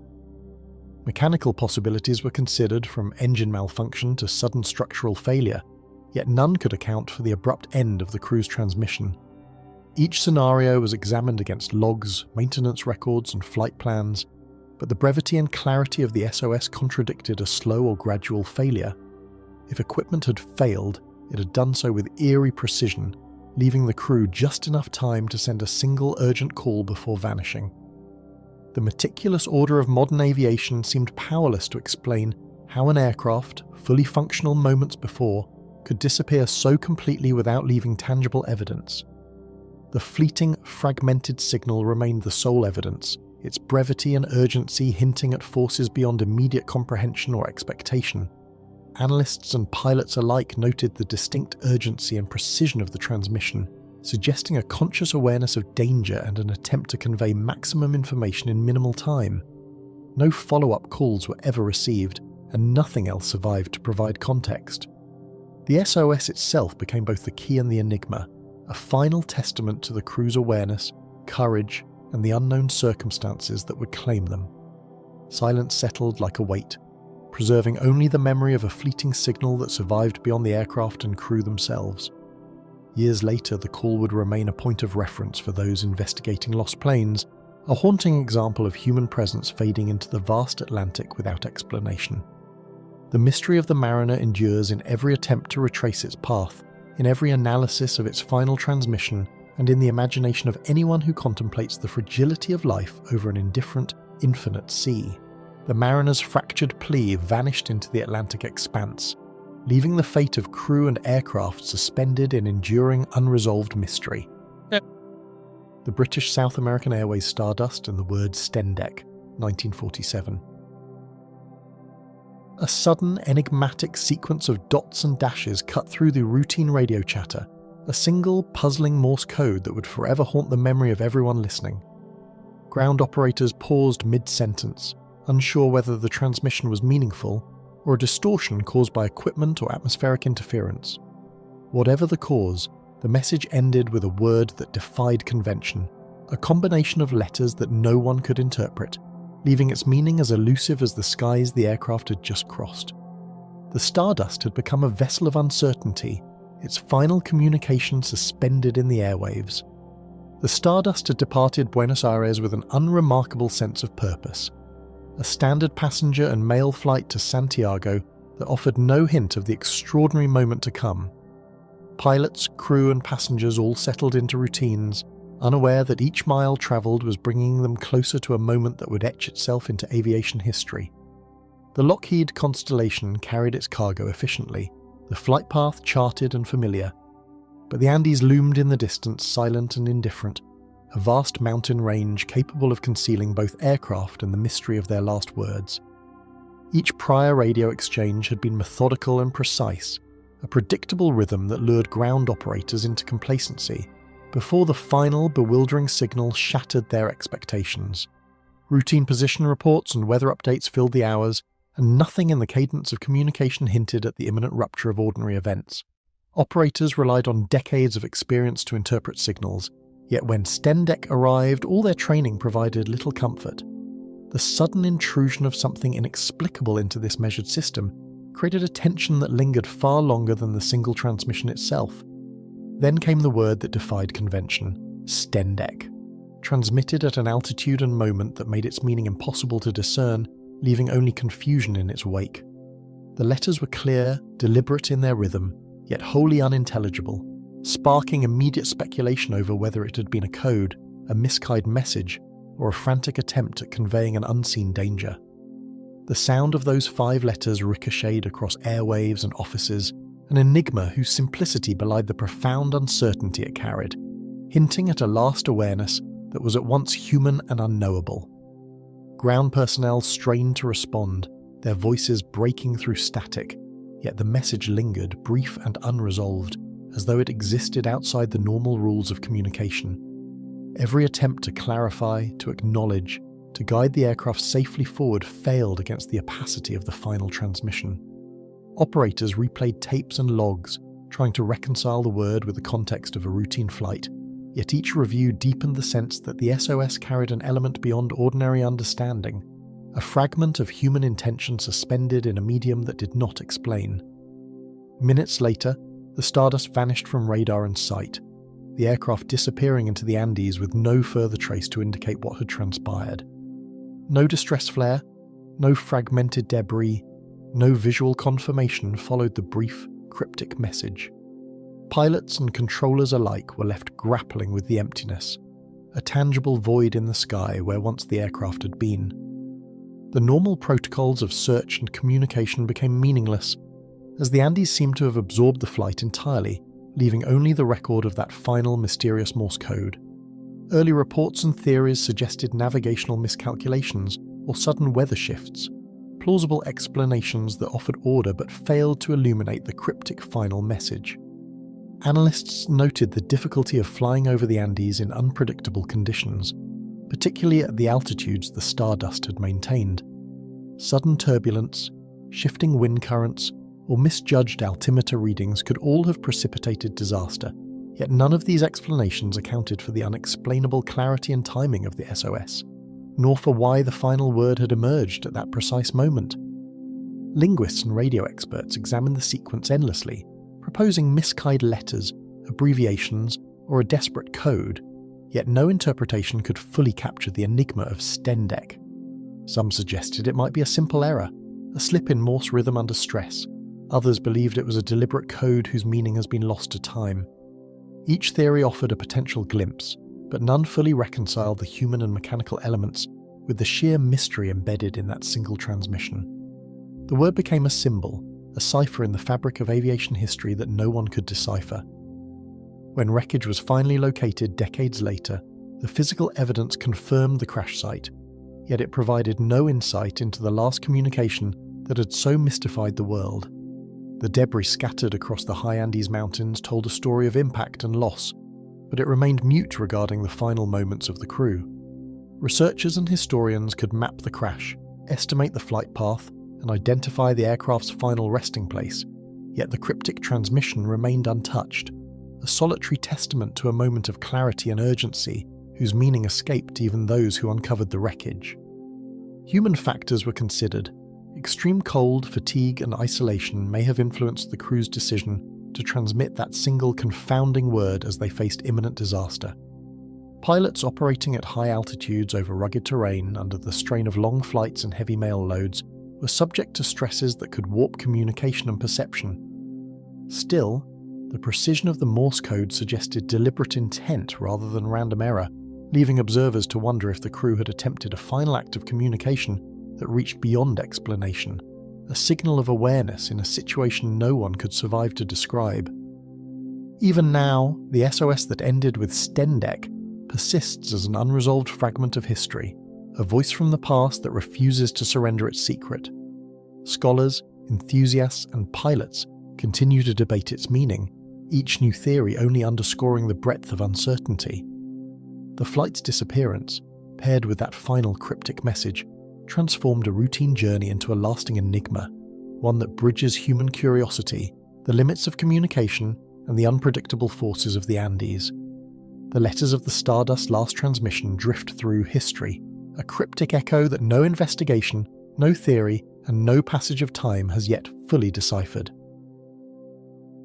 The Kamadaban Incident's Military Distress Attempt, 1993. A sudden burst of static carried a voice from the vanished patrol, brief and urgent, cutting through the silence of the Siberian mountains. The call was fleeting, almost swallowed by the interference and the natural roar of wind over ridges, yet it bore unmistakable urgency. Military operators later described the words as fragmented but coherent enough to indicate immediate peril, a final plea that abruptly ended without explanation. This last transmission became the anchor point for all subsequent investigations, a single enigmatic moment in an otherwise routine mission that transformed into an enduring mystery. For those who heard it, the sound lingered long after the signal faded. The soldiers had embarked on what was meant to be a routine reconnaissance mission, their objectives methodical, and their gear prepared for the familiar challenges of winter terrain. Assigned to patrol a remote section of the Kamadaban Range, the unit consisted of experienced personnel, trained to navigate dense forests, frozen streams, and precipitous slopes. Reports indicate they carried standard military radios, rations, and survival gear, all checked and accounted for before departure. Yet, even the most meticulous planning could not account for the isolation of the terrain or the unusual phenomena they would encounter in the days ahead, leaving both commanders and rescuers in profound uncertainty. Shadows lengthened across jagged ridges as an unpredictable cold descended, bringing with it a disorienting haze that distorted distances and muffled natural sounds. Weather reports from the region recorded sudden temperature drops and strong gusts that day, conditions capable of interfering with both movement and communication. Trees creaked under the weight of ice, and loose snow slid silently down slopes. Military logs show intermittent radio contact, but operators at base noted distortions in timing and clarity, as though the signal itself struggled to escape the oppressive mountainous environment. Each transmission carried a hint of urgency that contrasted with the otherwise mundane progress of the mission. Radio operators monitored intermittent signals, some intelligible and others fragmented, as if the mountains themselves were warping the transmission before it could reach base. Static crackled unpredictably, masking portions of messages and leaving portions of the patrol's intended report unintelligible. Technicians later reconstructed partial transmissions, revealing phrases that suggested the unit was aware of something unusual yet could not articulate it fully. The irregularity of the communication heightened concern, making the final SOS all the more significant, a beacon in the silence that would soon envelop the soldiers entirely. The final distress call arrived suddenly, concise yet laden with urgency, containing words that hinted at immediate danger, yet offered no explanation for the peril they faced. Operators reported the message as precise and deliberate, not panicked or fragmented in tone, a stark contrast to previous intermittent signals. The words were cut short, leaving unanswered questions about what had occurred in the minutes before the call. This transmission, brief as it was, became the central mystery, forming the only tangible link to a group that otherwise vanished without trace from one of the most inaccessible regions of Siberia. Experts later considered environmental hazards and human factors, from sudden blizzards to the strain of altitude and exhaustion, yet none could account for the precise moment or cryptic tone of the signal. Documentation shows that patrol members were well trained, acclimated to extreme conditions, and equipped with instruments to track navigation and weather. Still, nothing in the records suggests an expected cause for alarm that day. The combination of technical precision in the transmission and the patrol's complete disappearance defied conventional explanation, leaving investigators to confront a scenario where documented reality and mysterious absence coexisted uneasily. Search parties were dispatched immediately, combing treacherous slopes and dense forests, yet every mile travelled revealed only emptiness, and the radio log offered no guidance beyond the fleeting transmission. Helicopters and ground teams scoured valleys, following grid searches and triangulation attempts, but the rugged terrain rendered each effort painstakingly slow. Reports describe deep crevices, hidden ravines, and unstable snowfields that hindered movement. Despite advanced equipment and experienced personnel, the patrol's location remained entirely elusive, underscoring the unnerving effectiveness with which the wilderness seemed to obscure any trace of human presence. Investigators speculated on avalanches, hidden crevices, or navigational errors, each theory plausible yet unable to reconcile the mysterious clarity and timing of the last SOS. Military records noted that certain phrases within the transmission suggested the soldiers were aware of imminent danger before it struck, yet nothing in the terrain or weather logs confirmed any specific event. The juxtaposition of a deliberate, calm, final call and the absolute disappearance of the patrol challenged all conventional reasoning, leaving multiple hypotheses but no definitive answers. The puzzle persisted, anchored in a single signal whose meaning remained tantalizingly out of reach.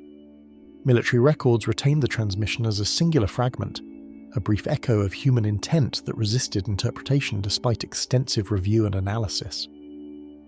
For decades, the message has been studied, with acoustic experts attempting to reconstruct missing syllables and communications specialists evaluating timing and signal strength. None of these efforts revealed conclusive evidence of the patrol's fate. Each report, while factual, only deepened the enigma, presenting a scenario where every known variable aligned to explain the mission, except the one that mattered most, the abrupt, unresolved end captured in the final SOS.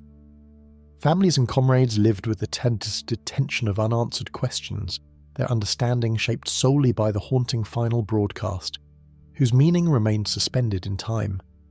Personal accounts described the anxiety of listening to the reconstructed audio, replayed countless times in hopes of gleaning clues. Letters and testimonies highlight a pervasive sense of incompletion, a feeling that the soldiers had attempted to communicate something urgent yet unreachable. The psychological weight of such a disappearance, amplified by the singular unexplained SOS, lingered far longer than the brief signal itself, affecting lives beyond the battlefield. The mountains concealed all traces of the patrol, leaving behind a single unresolved communication that has confounded experts and historians alike. Subsequent expeditions, technological scans, and topographical analyses failed to locate remains, equipment, or any physical signs of the soldiers' final moments. Each investigation concluded with the same unresolved tension. The signal existed, the people had existed, and yet their fate was an unrecorded variable, a contradiction of fact and absence that continues to haunt military documentation. The persistence of this gap transformed a routine mission into one of Siberia's most enduring and unsettling military enigmas. The SOS from Kamardaban endures as a single whisper in the mountains, a mystery that refuses to be silenced by time or terrain. The USS Thresher's final underwater messages, 1963.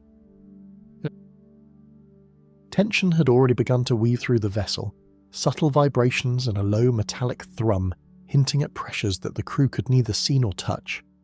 The USS Thresher, a nuclear-powered submarine, was descending steadily into the Atlantic, its systems humming with routine operations, yet the faint creaks and groans of the hull suggested forces far greater than ordinary maneuvers. Somewhere in the background, brief, fragmented transmissions flickered across the radio, a whisper of human presence battling the indifferent weight of the ocean. Though the messages were almost imperceptible, their existence was enough to mark the beginning of an ordeal that would end in mystery. Each sailor sensed the unusual quiet, a tension that crawled along the corridors like electricity. Every panel and dial glimmered under the soft glow of instrument lights, revealing a network of systems designed for extremes the human mind could barely comprehend.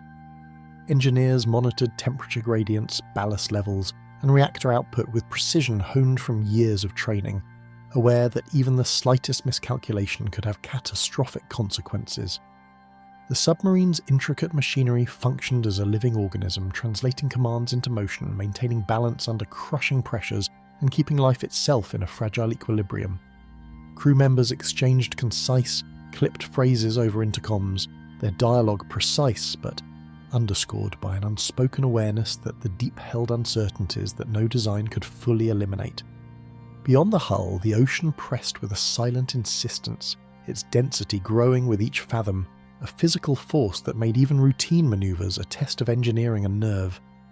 Instruments tracked depth meticulously, the numbers rising steadily as the vessel descended, each digit a reminder that the Atlantic was not merely a setting but an active presence, capable of crushing steel and hope alike. The cold darkness outside the reinforced hull seemed to thrum against the submarine, an invisible opponent that lent a weighty foreboding to otherwise ordinary procedures. Every decision carried added significance, as if the ocean itself were evaluating the crew's skill and resolve. Amid the usual chatter, fragmented signals crackled through the radio, small interruptions in normal communication that hinted at something shifting beneath the vessel's steel skin.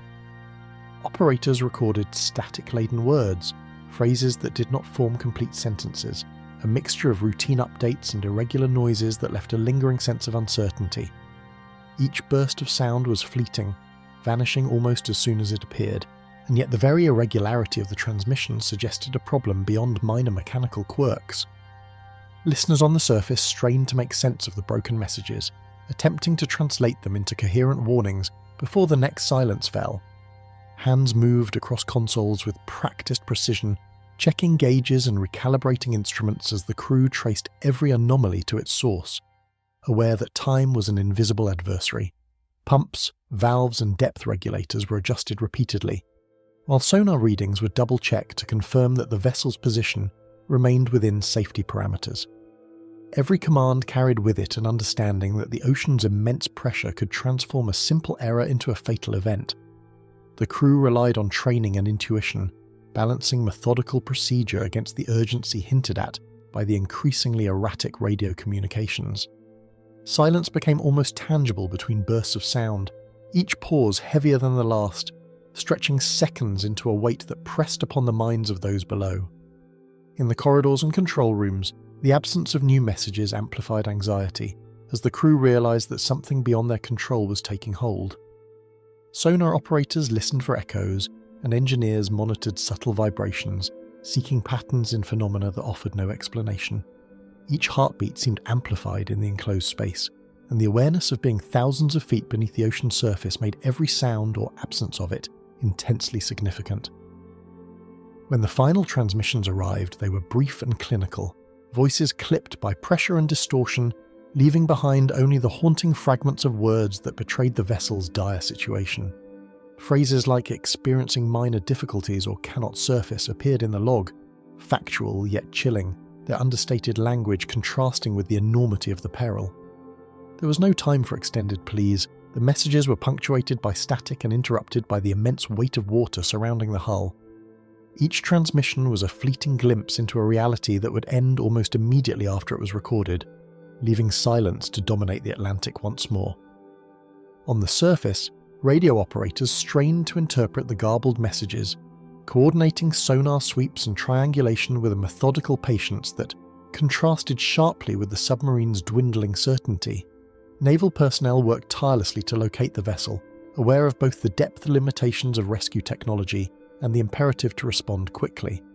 Patterns were traced, signal strength analysed, and predictions made about the submarine's potential location and status. Despite the professionalism of these efforts, each passing moment deepened the anxiety of those trying to decipher the cryptic communications from below. Technical reports later pieced together evidence of structural failure and cascading mechanical problems, revealing part of the story while leaving the human experience of those final moments largely unknowable. Post-event investigations documented the effects of extreme pressure on hull integrity, the risk of reactor complications, and the challenges of emergency ballast adjustments. While these facts explained certain mechanical aspects of the disaster, they could not convey the claustrophobic tension, the muffled sounds, or the psychological weight of the crew confronting the inevitability of their fate. The truth of the last minutes remained partially submerged in speculation and fragments of logs. The weight of the deep, the unrelenting isolation, and the knowledge of imminent danger converged in a psychological strain that no amount of training could fully mitigate. The confined environment magnified every sound, the clicks of instruments, the shifting of metal, the subtle vibration of machinery. Each sailor's mind registered these as signals, warnings, and reminders that survival was measured in seconds and inches. The anticipation of communication, the hope for a final fix, and the stark awareness that the Atlantic was indifferent to human life combined to create a tension that has lingered in records and recollections ever since. What remained after the last burst of communication was a silence that filled the Atlantic with questions, mechanical echoes, and the lingering impression of a crew who vanished far below any reach of light or air. The ocean held onto its secrets with implacable precision, leaving behind the traces of human endeavour, reduced to transmitted fragments, echoing logs, and the haunting sense of what had occurred in those final moments. Even decades later, the factual record, the SOS messages, the investigation, the recovered artefacts, offers only a partial view into the silent depths where the USS Thresher ended its voyage. The Thresher's last signals continue to resonate in memory and metal alike, a submerged testament to the ocean's unfathomable hold over those who vanish beneath it. The missing RAAF Lincoln bomber over Queensland, 1955. In the early hours of April 9, 1955, an urgent yet routine-sounding radio transmission crackled through the airwaves from a Royal Australian Air Force Lincoln bomber, marking the last known words of the aircraft before it vanished over southern Queensland. The Avro Lincoln, a 4-engine bomber that had served the RAAF faithfully since the Second World War, was on a critical mercy flight, tasked with transporting a 2-day-old infant and her nurse from Townsville to Brisbane. The crew's measured tone and precise coordinates would be the final reassurance to the world before their disappearance into the pre-dawn mist. Wing Commander John Peter Costello, a seasoned pilot shaped by wartime experience, led the mission with meticulous care. His co-pilot, navigator, and signals officer were all veterans, each accustomed to the long distances and unpredictable weather of Australia's northern and eastern skies. Sister Mafalda Gray, a nurse of quiet determination, held the infant Robin Huxley as the engines hummed steadily beneath them. The urgency of the flight, combined with the weight of responsibility for 2 lives, lent attention to every calculated move, every measured adjustment to the bomber's course as they departed under the cover of night. The Lincoln lifted off from Garbett Airfield just after midnight, its engines droning steadily against the dense night air. Rain had begun to collect in low clouds, scattered at first, but thickening as the flight progressed southward. The crew, familiar with Queensland's variable weather, remained vigilant, scanning instruments and visual references while adjusting altitude to maintain the safest path through the dark. Below them, the vast scrub and winding rivers stretched endlessly, dimly lit by moonlight that barely pierced the encroaching storm. It was a flight like any other, except for the fragile lives aboard and the unknowable dangers hidden in the night. At 4:05, the crew transmitted a report to Brisbane Air Traffic Control, noting their position in cloud at 6,000 feet and estimating arrival shortly. The words, calm and businesslike, carried the authority of experience, yet they were the final human imprint before silence claimed the aircraft. Controllers responded with instructions for a gradual descent toward Eagle Farm Airport, expecting routine acknowledgements that never arrived. Somewhere within that measured exchange, the known world ended for the crew of the Lincoln, leaving only the static-laden airwaves that would carry no further signals of life. Attempts to re-establish contact came moments later, as controllers offered weather updates and asked for confirmation of sighting the town of Caboolture along the approach corridor. The crew did not answer. The silence that followed was abrupt and total, leaving controllers with only the last transmission as a record of human presence. Whether it was radio malfunction, navigational error, or unseen forces at work remains unresolved. The absence of reply transformed the flight from routine to inexplicable, and the clarity of the final SOS call became a haunting marker in the aviation records. Local reports from the pre-dawn hours told of a large aircraft heard overhead near Bell, 18 miles northeast of Dalby, far from the intended flight path. Witnesses described the sound of engines through the still night, yet no visual confirmation accompanied their accounts.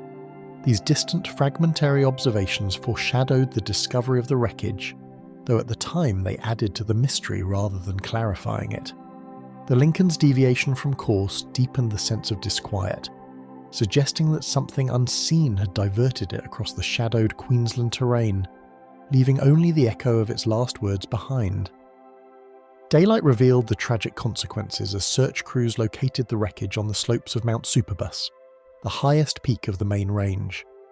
The aircraft had struck the forested mountainside with devastating force, leaving twisted fuselage, broken wings, and scattered equipment among the dense trees and jagged rocks. All 6 souls on board perished, including the infant and her nurse, alongside the veteran aircrew. The scene was both shocking and eerily silent, the mechanical destruction contrasting with the stillness of the surrounding forest, which seemed to absorb the echoes of the final transmission.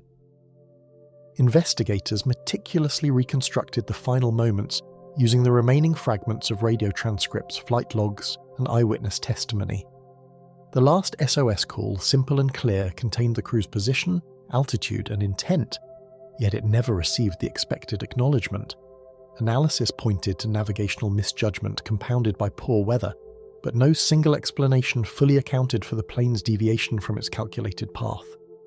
The absence of any further communication made the final words of the Lincoln both a guide and a warning, underscoring the fragile boundary between command and catastrophe in aerial operations. Historians and aviation specialists have long debated why the Lincoln drifted so far off course on a routine Mercy flight. Some propose instrument misreading in low visibility, others speculate spatial disorientation amid dense clouds. Yet all explanations return to the same unsettling truth. The final SOS call remains the only unambiguous trace of life aboard. A message suspended between urgency and inevitability. A fleeting human imprint swallowed by the night. The call's calmness, its brevity, and its sudden cessation form the core mystery of the crash, resonating across decades of inquiry and remembrance. Today, hikers and visitors to Mount Superbus encounter remnants of the aircraft amid the forest, fragments of metal and scattered debris frozen in time. The site, isolated and largely untouched, amplifies the haunting nature of the final SOS call, turning it into an almost palpable presence. The mountains and trees seem to hold the echoes of that brief transmission, a voice that spoke clearly of position and purpose but was never answered. Even in the quiet of modern visitation, one can sense the tension of the night when the Lincoln's engines droned over the clouds and then fell forever silent. In the annals of Australian aviation, April 9th, 1955, is remembered not only for the lives lost but for that final transmission, a measured and calm voice carried into the night, signalling intention and expectation in equal measure. The clarity of the last words, set against the sudden and total silence that followed, transforms a tragic accident into a lingering mystery, the question of why the Lincoln strayed into the mountains unresolved. That brief communication, floating into empty air, remains a testament to human diligence, vulnerability, and the unpredictable forces of the world beneath the wings of even the most experienced pilots. Brisbane, we are in cloud at 6,000 and estimate arrival in 10 minutes. The last words that slipped into the silence before the Lincoln disappeared into the dark heart of Mount Superbus. The B-24 Liberator Hot Stuff and its broken signal, 1943. Through the crackling radio waves, the crew of Hot Stuff transmitted their last coherent report, a measured voice cutting through static before all sound vanished into the night sky. The familiar cadence of coordinates and altitude, repeated with military precision, carried urgency beneath calm tones, a lifeline thrown across the vast Atlantic. Ground stations were supposed to acknowledge, to provide guidance for the returning bomber, but the reply never came. Somewhere over dark, rolling waves, the B-24 pressed on, its engines humming like a heartbeat, carrying both men and cargo homeward, yet leaving the world behind in the creeping silence that followed its final words. Inside the fuselage, tension coiled around every officer and gunner, seasoned veterans aware that even a routine return flight could turn deadly in an instant. The navigator squinted at maps dampened by condensation, the co-pilot's fingers tracing instruments with careful repetition, each motion intended to anchor the crew to certainty. Bombardier, flight engineer, and radio operator worked in near silence, the atmosphere dense with anticipation and unspoken concern. The flight had been ordinary until now, but the Atlantic's night was wide and unrelenting, stretching beyond any human measure, reminding the crew that skill alone might not suffice when darkness and distance converge on the unguarded. The B-24's engines thrummed relentlessly, vibrating through the metal frame as instruments flickered and crew members adjusted dials with practiced precision, each action tethering them to the fragile certainty of mechanical order. Controls responded with the weight of metal and hydraulics, but the aircraft was more than hardware. It was a container of hopes, duties, and the weight of countless flights already endured. Outside, wind currents tugged at the plane, and the moonlight filtered by cloud cast eerie reflections across panels and instruments, lending a ghostly presence to the cabin. Every beep, every shift in altitude reinforced the tenuous bond between human and machine in this unforgiving expanse. A dense curtain of cloud swirled below and ahead, rendering the horizon invisible and forcing the crew to rely entirely on radar, radio, and instinct as the ocean stretched endlessly beneath them. In these moments, instruments were not mere tools, but the only remaining bridges to certainty. The night air pressed coldly against the fuselage, and occasional lightning illuminated the infinite expanse beneath, revealing nothing but rolling black waves. Each second of travel through obscured skies magnified the stakes, and every breath in the cabin carried both the hope of home and the knowledge that any miscalculation could be the last human act these men performed. In 1943, every Allied bomber faced the twin threats of enemy fighters and anti-aircraft fire, and even returning from a successful mission offered no guarantee of safety against the unforgiving Atlantic night. Hot Stuff, decorated for prior missions, bore both the pride and burden of past survival. Every crew member knew that mechanical failure, weather anomalies, or simple human error could extinguish years of experience in a heartbeat. The Atlantic, wide and indifferent, had swallowed countless aircraft before, and its impartiality now hovered over the four-engine bomber, challenging the skill and resolve of those who had flown through fire and flak across Europe, only to vanish in silence. The radio operator leaned close to the receiver, voice barely rising above the hiss of static, repeating their position again and again, only to hear fragments of their own words echo back unanswered. Each attempt carried the weight of life and the fragile hope of response, yet the equipment offered only feedback of its own crackling, as if mocking the human effort to reach beyond the void. The operator's hands shook with a mixture of fatigue and apprehension, and the final transmission, meant to reassure and coordinate, became a haunting echo that would outlast the men themselves, a signal suspended between sound and absence. On the distant shore, controllers waited with bated breath, scanning dials for a reply, each tick of silence amplifying the dread that the aircraft might already have slipped beyond reach.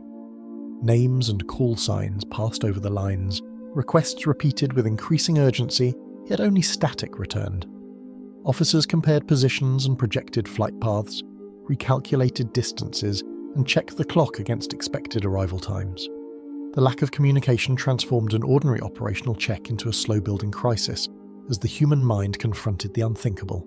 The possibility that a decorated aircraft and its crew could vanish without trace mid-flight, leaving only the unacknowledged SOS behind. Radar blips wavered and faded, and the Atlantic below became an immense, indifferent black, swallowing both sight and sound in a space where human expectation could not survive.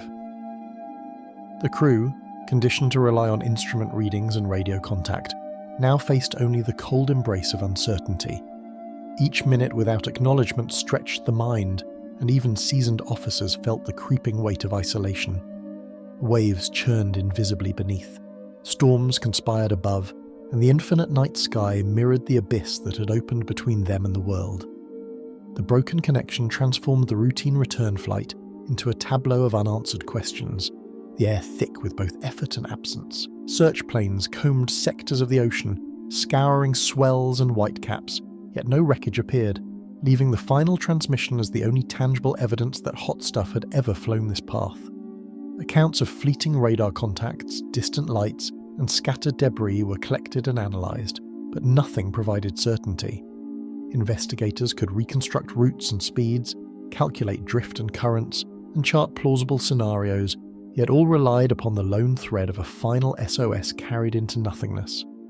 The Atlantic held its secrets close, preserving the mystery and amplifying the haunting clarity of a voice that had no reply. The broken SOS, a desperate human plea caught between signal and silence, lingered in the minds of those left behind, a haunting reminder of fragility in a world dominated by vast, unyielding forces. Military records catalogued coordinates, times, and aircraft details, yet the emotional resonance of the last communication surpassed any factual account. Families and fellow airmen were left with the soundless echo, the unfulfilled expectation of human contact, and the haunting question of how swiftly training, preparation, and courage could be rendered impotent by the night sky and indifferent ocean. Historians and aviation specialists continue to study the flight logs and fragmentary transmissions, seeking answers in a puzzle defined more by what vanished than by what was ever known. Each inquiry into Hot Stuff's final flight uncovers more layers of operational detail, technical nuance, and atmospheric challenge, but no single explanation satisfies the persistence of its mystery. The broken signal remains a central motif, a voice caught between worlds, urging reflection on the fine line separating knowledge from uncertainty and action from irretrievable loss, leaving the Atlantic as the sole keeper of the aircraft's ultimate fate. Across the endless Atlantic, the last words of Hot Stuff dissolved into static, leaving only the night to keep the crew's fate a secret. The Soviet submarine K-129 Sudden Silence, 1968. The steel hull of K-129 groaned under the immense pressure of the Pacific depths, lights flickering over control panels as the crew moved in practiced silence. The submarine pressed steadily through black waters, its presence undetectable to the world above, save for the instruments that tracked their course and mission status. Every corner of the vessel echoed with mechanical hums and metallic reverberations, and even minor vibrations became magnified in the enclosed corridors. The dim lighting cast long shadows across focused faces, where every crew member understood the stakes of patrolling distant waters, thousands of miles from assistance, in a vessel that bore both power and peril. Officers and sailors, each trained for long patrols beneath the ocean, kept a watchful rhythm, aware that any misstep could mean disaster far from surface aid. Their movements were synchronized and deliberate, the result of extensive drilling and repetition, but experience offered only partial reassurance in such an isolated environment. The submarine's ballast, navigation, and propulsion systems demanded constant attention, and the crew relied on one another's discipline to ensure that human error did not compound the inherent risks of deep-sea operations. Even ordinary routines carried weight, and the silence surrounding them made every sound, every command profoundly significant. Sonar pings echoed through the vessel, and the low hum of engines vibrated through metal walls, blending with the faint metallic scent of recycled air. Each ping carried information and reassurance, confirming the vessel's isolation yet providing essential spatial awareness. Shadows danced over instrument panels as the crew interpreted every signal, knowing that misreading a single echo could jeopardize lives. In the cramped quarters, the metallic environment amplified every creak and mechanical shift, creating a constant soundtrack of subtle warnings. The submarine was alive in its own way, and its murmurs reminded the sailors that beneath them lay a vast, unyielding world indifferent to human control. Every maneuver was calculated with Cold War precision, for K-129 carried strategic missiles on a patrol where communication and secrecy were as vital as survival itself. Each dive, each adjustment in speed or heading, was informed by intelligence protocols and operational doctrine designed to minimize detection. The crew's focus was sharpened by the knowledge that any lapse could have consequences extending beyond the vessel itself, potentially altering geopolitical calculations. The Pacific stretched beyond comprehension, silent and immense, a deep realm where even the most disciplined human and machine could be rendered inconsequential in moments of failure. Crew members meticulously monitored ballast tanks, navigation instruments, and reactor readings, each check a small act of defiance against the suffocating isolation of the deep. Engineers verified pumps and gauges, adjusting pressure levels with precise timing, while officers cross-checked coordinates with charts and sonar echoes. Every instrument was a link to the world beyond the ocean, and yet all were vulnerable to malfunction, misreading, or interference. Time passed in steady increments, marked by the rhythmic beeping of control panels and the soft thrum of engines, creating an almost hypnotic cadence that masked the growing tension beneath the hull. Hours into the patrol, a brief radio transmission was sent, the last message relayed to command, precise yet fleeting, before the signal dissolved into static. The communications officer repeated coordinates and status updates, ensuring that the vessel's presence was known and that command could anticipate their expected return. Yet, the acknowledgement never arrived. Each repeated call grew fainter in tone and certainty until the radio became a haunting presence, carrying intention but offering no reassurance.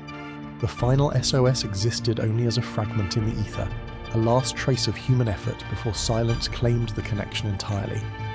Across the ocean, command officers waited for replies that never arrived, interpreting the silence with mounting concern as the minutes stretched into an uneasy span of uncertainty. Logs were consulted, backup transmissions attempted, and analysts compared anticipated positions with sonar data, yet nothing confirmed the submarine's status. The lack of response was a stark departure from routine patrols, and tension escalated as they realized that the vessel might already be beyond reach. Each unanswered query and failed signal amplified the stakes, transforming procedural monitoring into a slow-building crisis, where assumptions were meaningless and only the unknown remained. Outside the hull, currents tugged unpredictably, and the immense water pressure bore down on the vessel, an invisible adversary testing both machine and crew. The ocean's darkness concealed every contour, turning every descent into a journey into the unknowable. Instruments provided partial awareness, but they could not reveal every hazard. Underwater ridges, shifting thermal layers, and eddies that could destabilize a vessel built for endurance. The crew remained alert, but the environment itself was indifferent, vast, and potentially lethal. In these moments, even the most rigorous procedures seemed fragile, leaving the submarine and its occupants suspended between calculation and uncertainty. Search efforts deployed sonar and surface patrols, combing the surrounding waters for any trace, yet no sign of the submarine could be confirmed. Fleets scanned coordinates, relying on fleeting readings and fragmentary intelligence, but each lead dissolved into ambiguity. Observers reconstructed probable courses, mapped deep-sea topography, and considered environmental forces, but the final path of K-129 remained a ghostly question mark. Historical records, declassified decades later, preserved the fragmentary transmissions as the only tangible evidence that the submarine had ever been in that region, leaving the broken SOS as the lone testimony of a mission that slipped into oblivion. Confined to the dim, humming interior, the crew maintained routine checks and vigilance, the tension growing like an unseen weight pressing against each sailor's focus. Hours of monotony punctuated by moments of heightened awareness sharpened perception, yet fatigue threatened to dull reflexes and judgment. Every creak, subtle vibration, and instrument fluctuation became magnified, feeding both caution and apprehension. Human endurance was measured not only by technical skill but by the ability to endure isolation, pressure, and uncertainty, a combination that would be tested to its limits by forces both natural and enigmatic in the silent depths. Decades later, naval historians and intelligence analysts pore over logs and transmissions, the broken SOS standing as a stark reminder of a mission that vanished into deep secrecy. The crew's final message, precise yet incomplete, has inspired both investigation and speculation. Technical reconstructions offer scenarios, but no single explanation resolves the disappearance.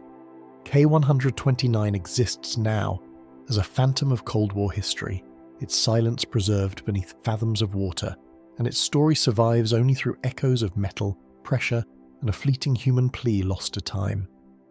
Far beneath the Pacific's waves, K-129's last signal slipped into the void, leaving only silence to carry the fate of its crew. The US Navy EC-2 warning stars distress near Alaska, 1969. Frozen clouds stretched across the northern sky, and the EC-2 cut through gusting winds that made the horizon nearly invisible, each second feeling heavier than the last. Ice crystals formed along the leading edges of the wings, reflecting pale, fleeting sunlight that barely penetrated the Arctic haze. Visibility fluctuated with the sweeping gusts, and even instruments designed for extreme conditions were challenged by the magnetic interference that danced across the polar skies. The vast expanse below offered no refuge, only an endless layer of snow, frozen waters, and jagged peaks that seemed to mock the aircraft's fragile presence. Every mile was a reminder that survival depended on precision and vigilance.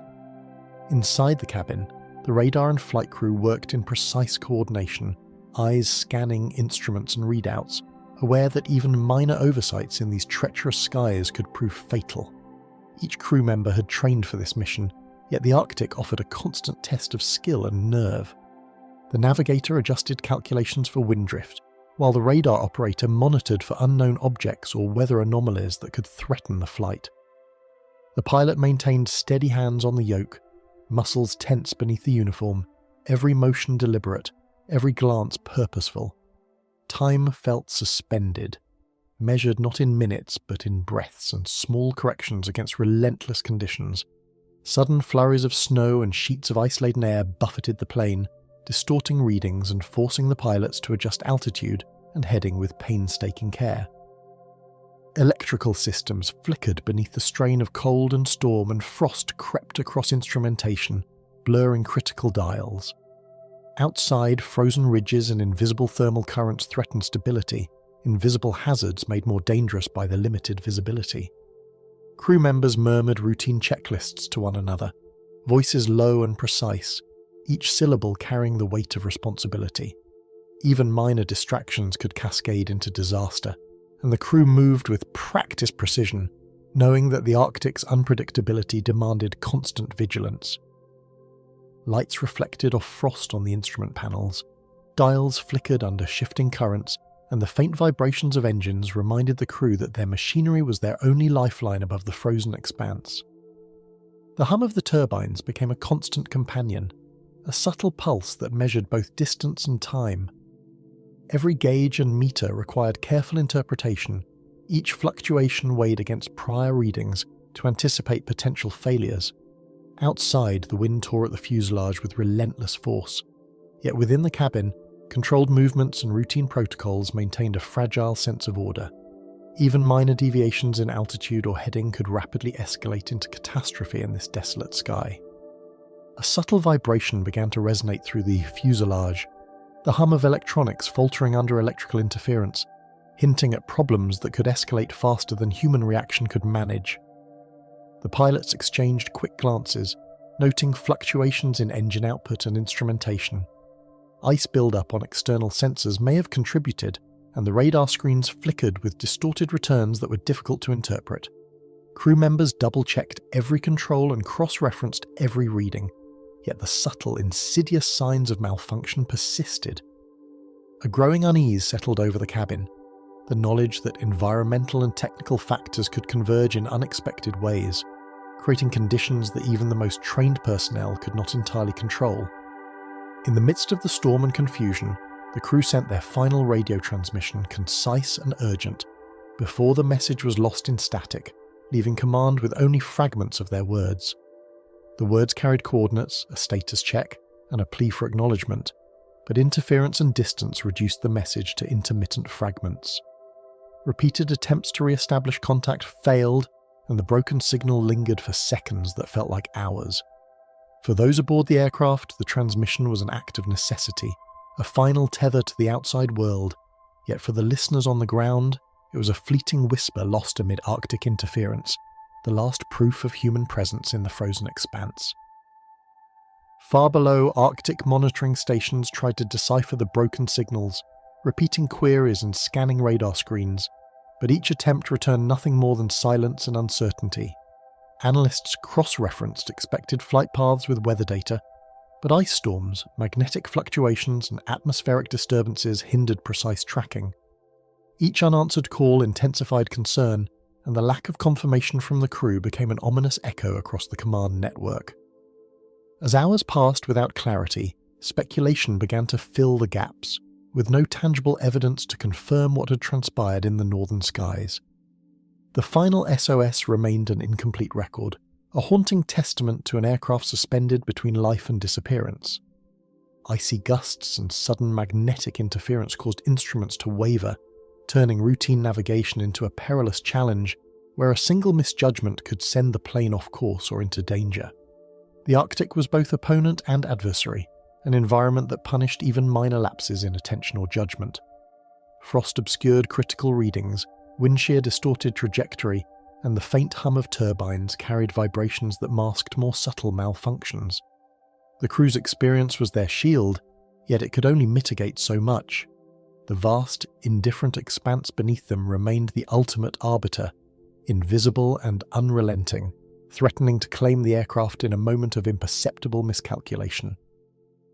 Patrol aircraft and radar teams combed the expected flight paths, Yet no wreckage or signal confirmed the EC-2's location, and each empty sweep deepened the sense of disappearance. Search parties noted anomalies and fleeting traces on instruments, but nothing could provide certainty. Arctic storms and drifting ice complicated recovery, and the enormity of the region rendered conventional search techniques almost irrelevant. Each failed sweep reinforced the mystery, emphasizing that the final SOS might have been the only trace of a crew and aircraft now vanished. Even decades later, investigators still regard the disappearance as one of the most enigmatic in the northern skies. Within the cabin, tension must have been suffocating, a blend of fatigue, constant alertness, and the realization that isolation in these skies meant that help could not arrive in time. Crew members relied entirely on one another and the aircraft's systems, knowing that their survival depended on skill, endurance, and vigilance. The Arctic tested both mind and body, amplifying the effects of prolonged stress and the ever-present awareness of peril. Routine procedures became rituals of life and death, each check and confirmation carrying weight far beyond its procedural purpose. Even minor errors could snowball into tragedy, making the environment itself a silent, omnipresent force against which the crew struggled. Records, logs, and communications archives preserve only the faint trace of that final SOS, the sole evidence that a crew and aircraft once navigated these dangerous northern skies before vanishing entirely. Historians and aviation specialists continue to study radar logs, flight plans, and partial transmissions, seeking answers that may never emerge. The Arctic's extremity, combined with technological limitations of the era, ensures that the fate of the EC-2 remains unresolved. The aircraft and crew exist now only in fragments of memory, scattered across reports, investigations, and the faint echo of a signal that might have been the last human's voice to traverse that frozen expanse. Over frozen skies and endless white, the EC-2's last words vanished into the Arctic wind, leaving only uncertainty to trace the fate of its crew. The HMS Affray's submerged May Day, 1951. Metal walls pressed in from every side as HMS Affray descended quietly into the depths, the hum of machinery blending with the distant muffled groan of the ocean around it. The submarine slipped beneath the surface, water closing overhead with a silent weight that pressed on every hatch and porthole. Shadows pooled in the narrow corridors, illuminated only by dim, steady bulbs that reflected off polished metal and damp surfaces. Each creak of the hull carried a reminder that the pressure of the deep was a constant, invisible adversary, and the cold, dense water outside made the world beyond the vessel feel impossibly distant and unreachable. The crew moved through narrow corridors with practiced precision, monitoring ballast, sonar, and engine output, each action synchronized to maintain both stealth and safety in the deep. Officers called out readings and clipped tones, sailors adjusted valves and controls, and the navigator checked charts against the sonar. Every motion was deliberate, every glance attentive, because in the underwater world of the Affray, even a minor lapse could escalate into catastrophic consequences. Familiarity bred efficiency, but not complacency, and the men understood that the submarine was both a sanctuary and a fragile barrier against the enormous pressure pressing in from all sides. Pressure mounted externally as the submarine sank farther beneath the surface, the black water pressing against every hatch and porthole, transforming the vessel into a suspended chamber of tension. The deeper they travelled, the more oppressive the environment became. Mechanical vibrations resonated through the hull, amplified by the water's density, and the crew could feel the subtle shifts that hinted at stresses beyond their control. The darkness outside was absolute, broken only by the dim glow of navigation lights on the vessel, creating a sensation of being suspended in an alien void, where movement, sound, and time were warped by the immense weight of the surrounding sea. Lights flickered along the control room, reflecting off polished brass and dials, while officers methodically checked readings and adjusted systems, the routine seemingly ordinary but laden with potential peril. The sonar operator listened intently to the faint pings and echoes, translating each vibration into a mental map of the unseen terrain around them. Engineers monitored engine output and coolant levels, making constant micro-adjustments to maintain optimal performance. Every check carried the weight of necessity. The submarine's survival depended on precision, and the crew's collective vigilance was the only buffer against the ocean's indifferent hostility. A subtle vibration coursed through the hull, instruments twitching with minor anomalies that hinted at problems just beyond human perception, an invisible warning in the silent deep. The officers exchanged tense glances, aware that these small irregularities could indicate serious mechanical trouble, or worse, a miscalculation in depth control. Frost formed along pipes and hatches, and condensation pooled in corners, a reminder of the unrelenting cold pressing inward.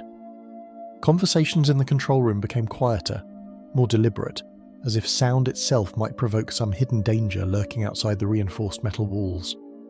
Every second stretched, the submarine's systems straining silently against the immense unyielding ocean. Amid the mounting unease, a mayday was transmitted, terse and urgent, cutting through static before the message dissolved, leaving only fragments that would reach command above. The transmission was hurried, the crew's voices carrying coordinates, status, and a plea for assistance, but interference reduced the communication to disjointed syllables. Officers pressed their ears to the receivers, straining to ensure that even partial information made it to the listening stations. Though brief, the message was an attempt to bridge the divide between the submerged vessel and the distant surface, a fleeting tether to the world beyond, and it became the last trace of the affray that anyone would hear. Onshore and aboard surface vessels, operators strained to interpret the broken signal, scanning predicted coordinates and repeating queries. But each attempt returned uncertainty, the submarine already slipping from reach. Radar and sonar teams attempted to track the vessel's last known course, but anomalies and static confounded even the most experienced technicians. Reports trickled back with uncertainty, each incomplete signal adding to the growing concern. Analysts debated whether the mayday indicated mechanical failure, navigational error, or another unforeseen threat, yet the absence of follow-up communication left them with only fragmented evidence and mounting anxiety over the vessel's fate. Currents tugged unpredictably on the hull, the darkness around them dense and complete, while unseen underwater features threatened to impede progress, making every decision a delicate balance between caution and necessity. The ocean's silence was almost physical, pressing against the vessel like a living entity, indifferent to the human lives confined within. Instruments, while sophisticated for their era, were susceptible to misreading or failure under such pressure, and the crew had to trust both training and instinct. Each adjustment of ballast or depth carried consequence, and the men were acutely aware that even a minor miscalculation could transform routine procedure into disaster.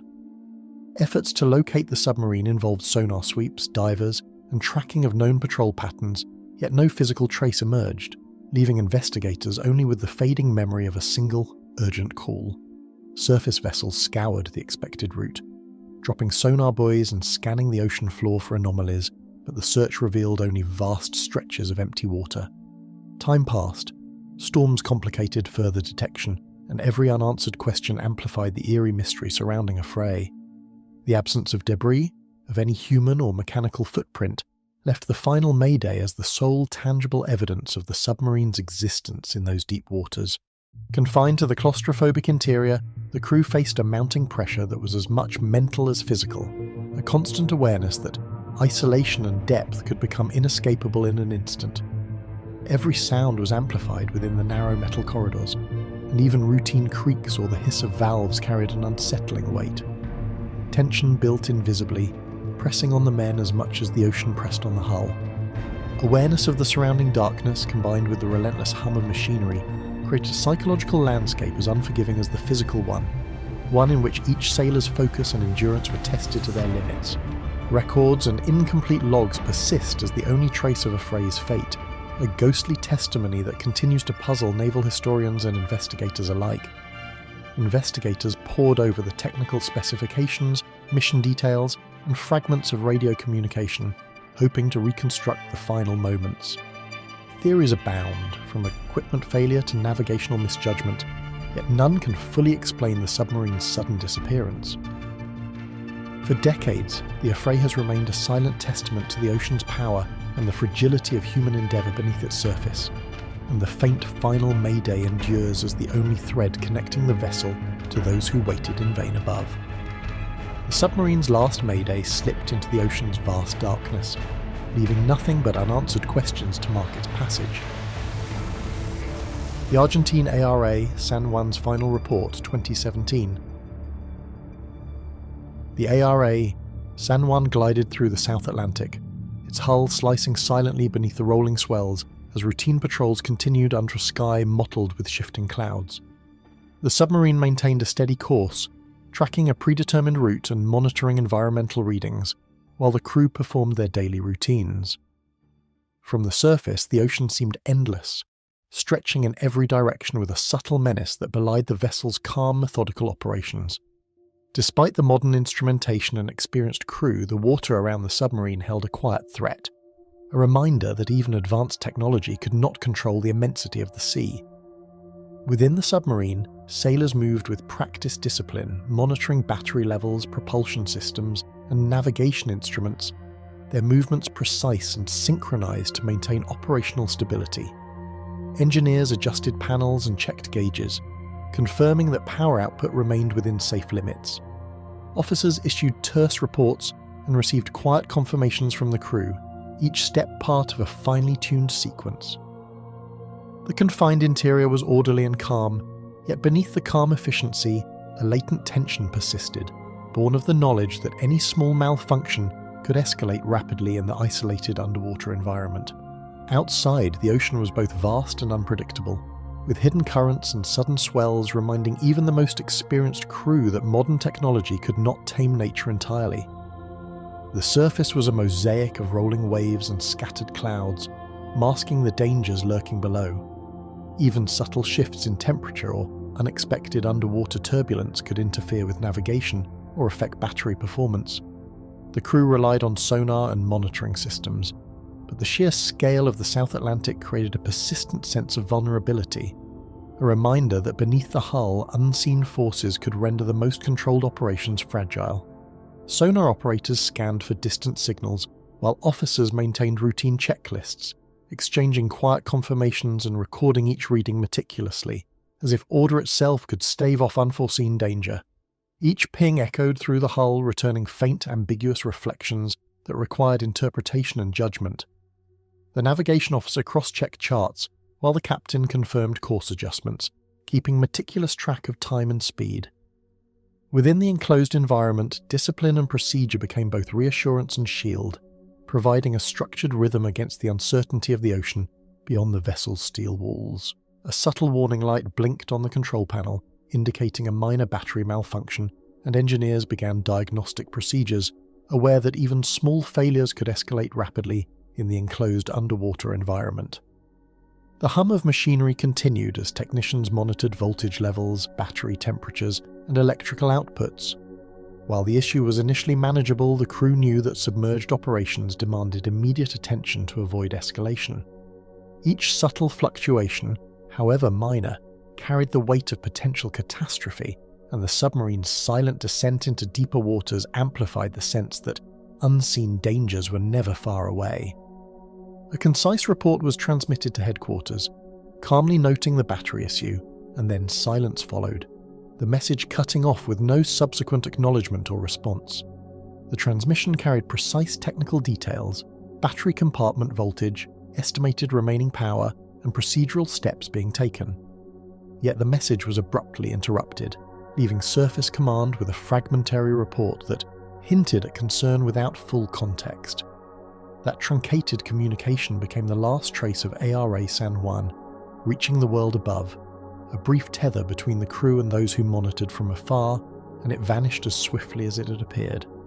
At command centers thousands of miles away, operators replayed the incomplete transmission, cross-referencing coordinates and systems data, their concern mounting as the submarine failed to answer repeated calls. Analysts traced the vessel's expected path, calculated drift possibilities, and attempted to clarify the battery malfunction, but the answers never came. Every call went unanswered, every attempt to establish contact met with static or silence.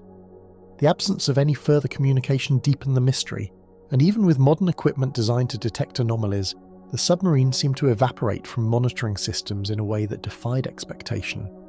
Search vessels scanned the surrounding waters, deploying sonar buoys and aircraft to cover the sprawling area, Yet the ocean's depth and currents rendered detection slow, fragmentary and inconclusive. Ships moved methodically over the predicted coordinates, but strong swells, shifting currents, and the sheer volume of the South Atlantic complicated every effort. Specialized teams triangulated signals and analyzed environmental data to predict possible locations, but the scale of the search area stretched both resources and patience. Even with modern sonar, satellite imagery, and coordinated naval efforts, no definitive trace of the submarine surfaced, leaving the search in a tense limbo of uncertainty. Inside the vessel, the crew maintained protocol and procedure, aware of the potential hazards, relying on their training, yet the isolation and inescapable pressure of the deep introduced a silent, persistent anxiety. Even as they followed operational guidelines, the men were aware that systems could fail in unforeseen ways and that the open ocean below could magnify minor errors. The disciplined calm of the crew contrasted with the underlying apprehension, each officer aware of the delicate balance between routine and disaster. Within the steel confines of the submarine, human endurance, focus and trust in technology coexisted uneasily with the omnipresent unknown. As days passed, the disappearance drew international attention, with news outlets and naval analysts speculating on what might have caused the submarine to vanish so abruptly despite advanced monitoring systems.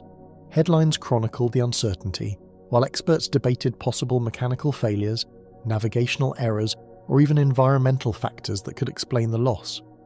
Governments monitored the search, expressing concern, and the media painted a portrait of technological fragility against the immensity of the ocean.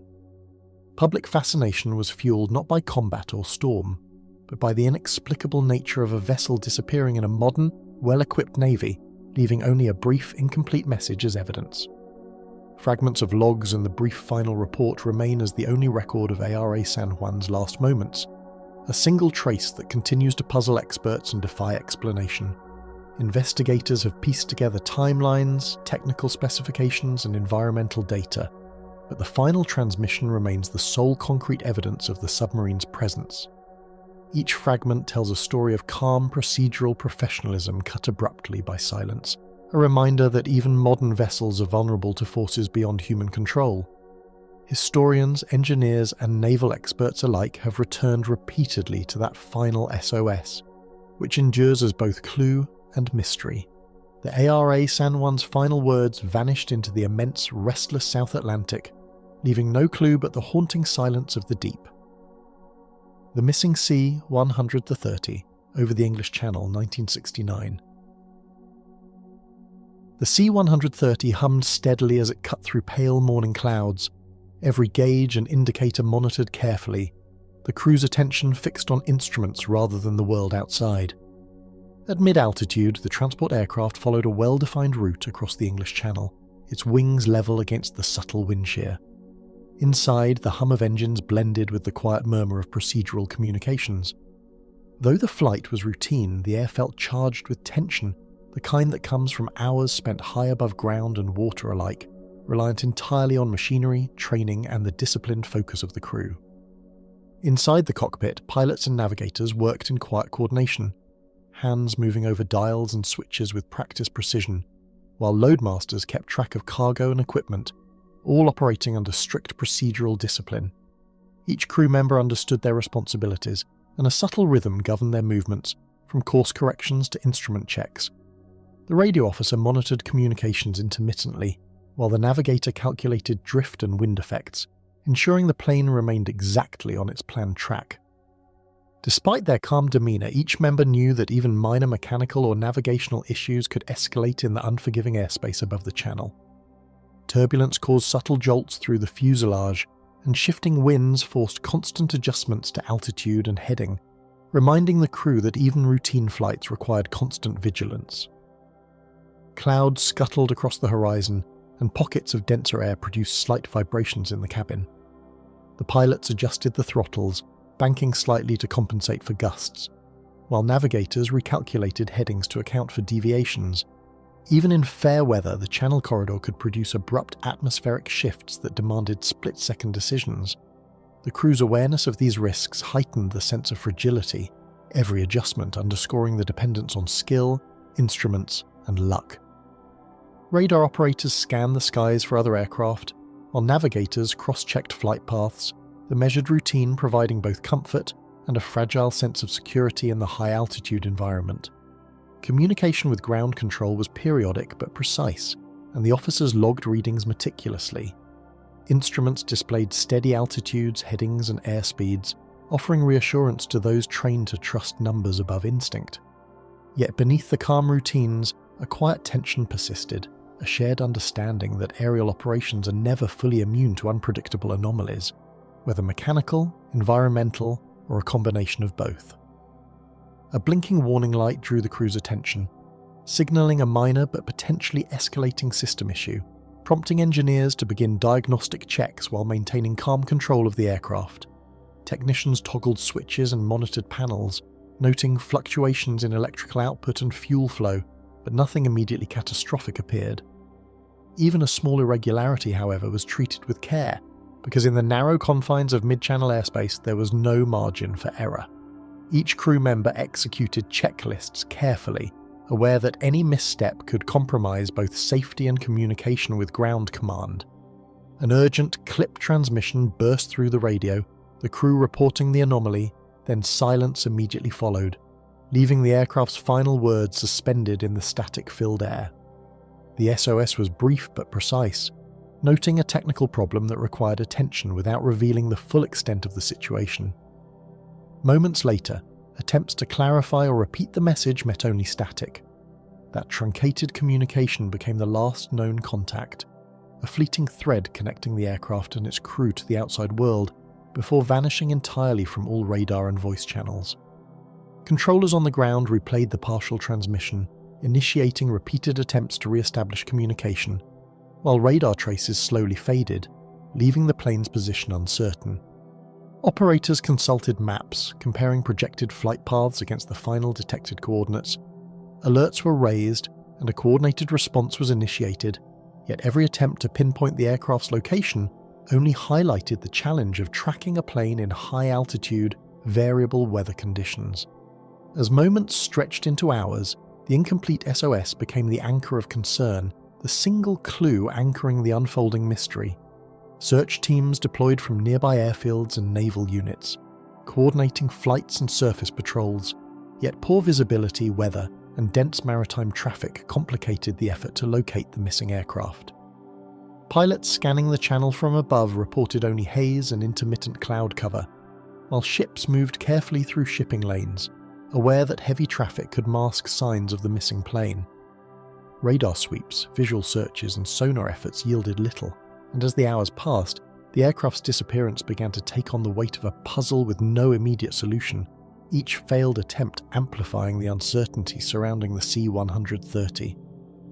Within the cabin, the crew maintained discipline, monitoring every gauge, alert to any change, yet beneath the calm routine, the mounting uncertainty created a subtle, persistent tension. Though unseen to anyone outside, each member was aware that minor issues in electrical or navigation systems could quickly escalate at altitude. Their professionalism sustained the plane's operations, but the awareness of vulnerability, the knowledge that the vast airspace below offered no safety net, permeated the atmosphere.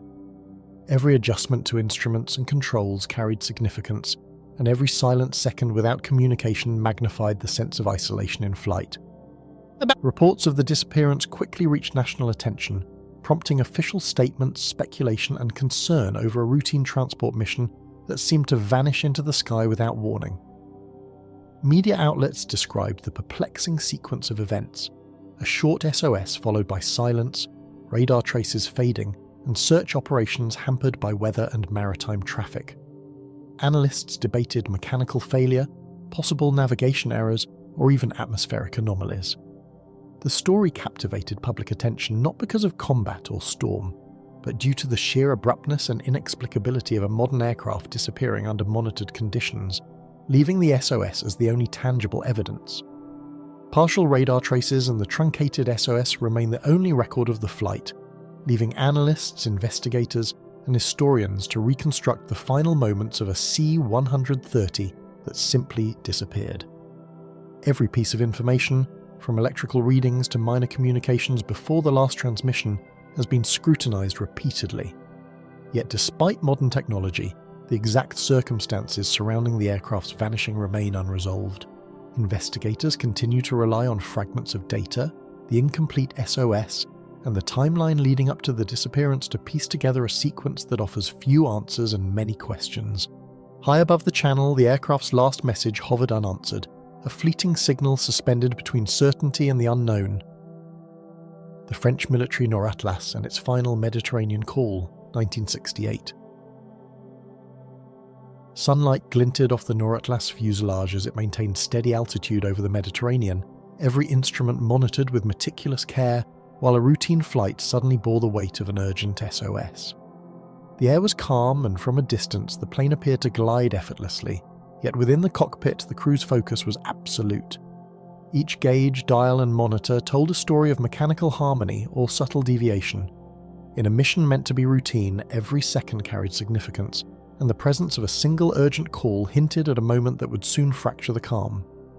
Pilots and co-pilots exchanged precise, practiced commands, hands moving over switches and dials, while loadmasters silently verified cargo restraints and monitored systems, each member attuned to the aircraft's hum and minor fluctuations.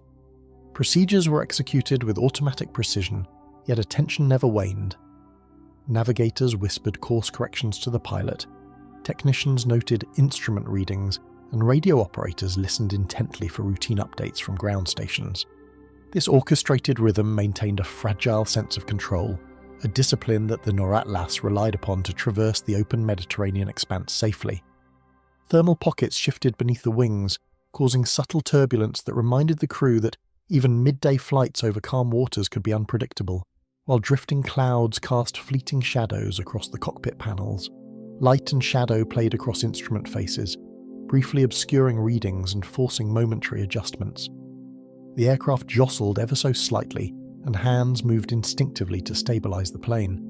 While such turbulence was not unusual, it emphasized how delicate a balance was required to maintain a steady flight path when navigating a vast stretch of open sky above an unforgiving sea. Navigators cross-checked headings against radio beacons, radar operators scanned for other aircraft, and communications officers repeated protocol checks, the methodical rhythm reinforcing the illusion of absolute control amid a flight that would soon turn uncertain. Each procedure, performed countless times before, now carried heightened significance. Signals from ground stations appeared nominal, but the faintest deviations in readings prompted renewed scrutiny. The crew operated in silence, punctuated by clipped reports, the calm of routine masking the faint tension that often accompanies hours spent over isolated airspace. A small but persistent indicator blinked on the panel, drawing attention to fluctuating hydraulic pressure, a seemingly minor alert that nonetheless demanded careful observation from the engineers aboard. The warning light pulsed steadily, a subtle reminder that machinery, no matter how reliable, could falter. Engineers leaned forward, fingers tracing circuitry and monitoring outputs, aware that small anomalies sometimes precipitated larger failures.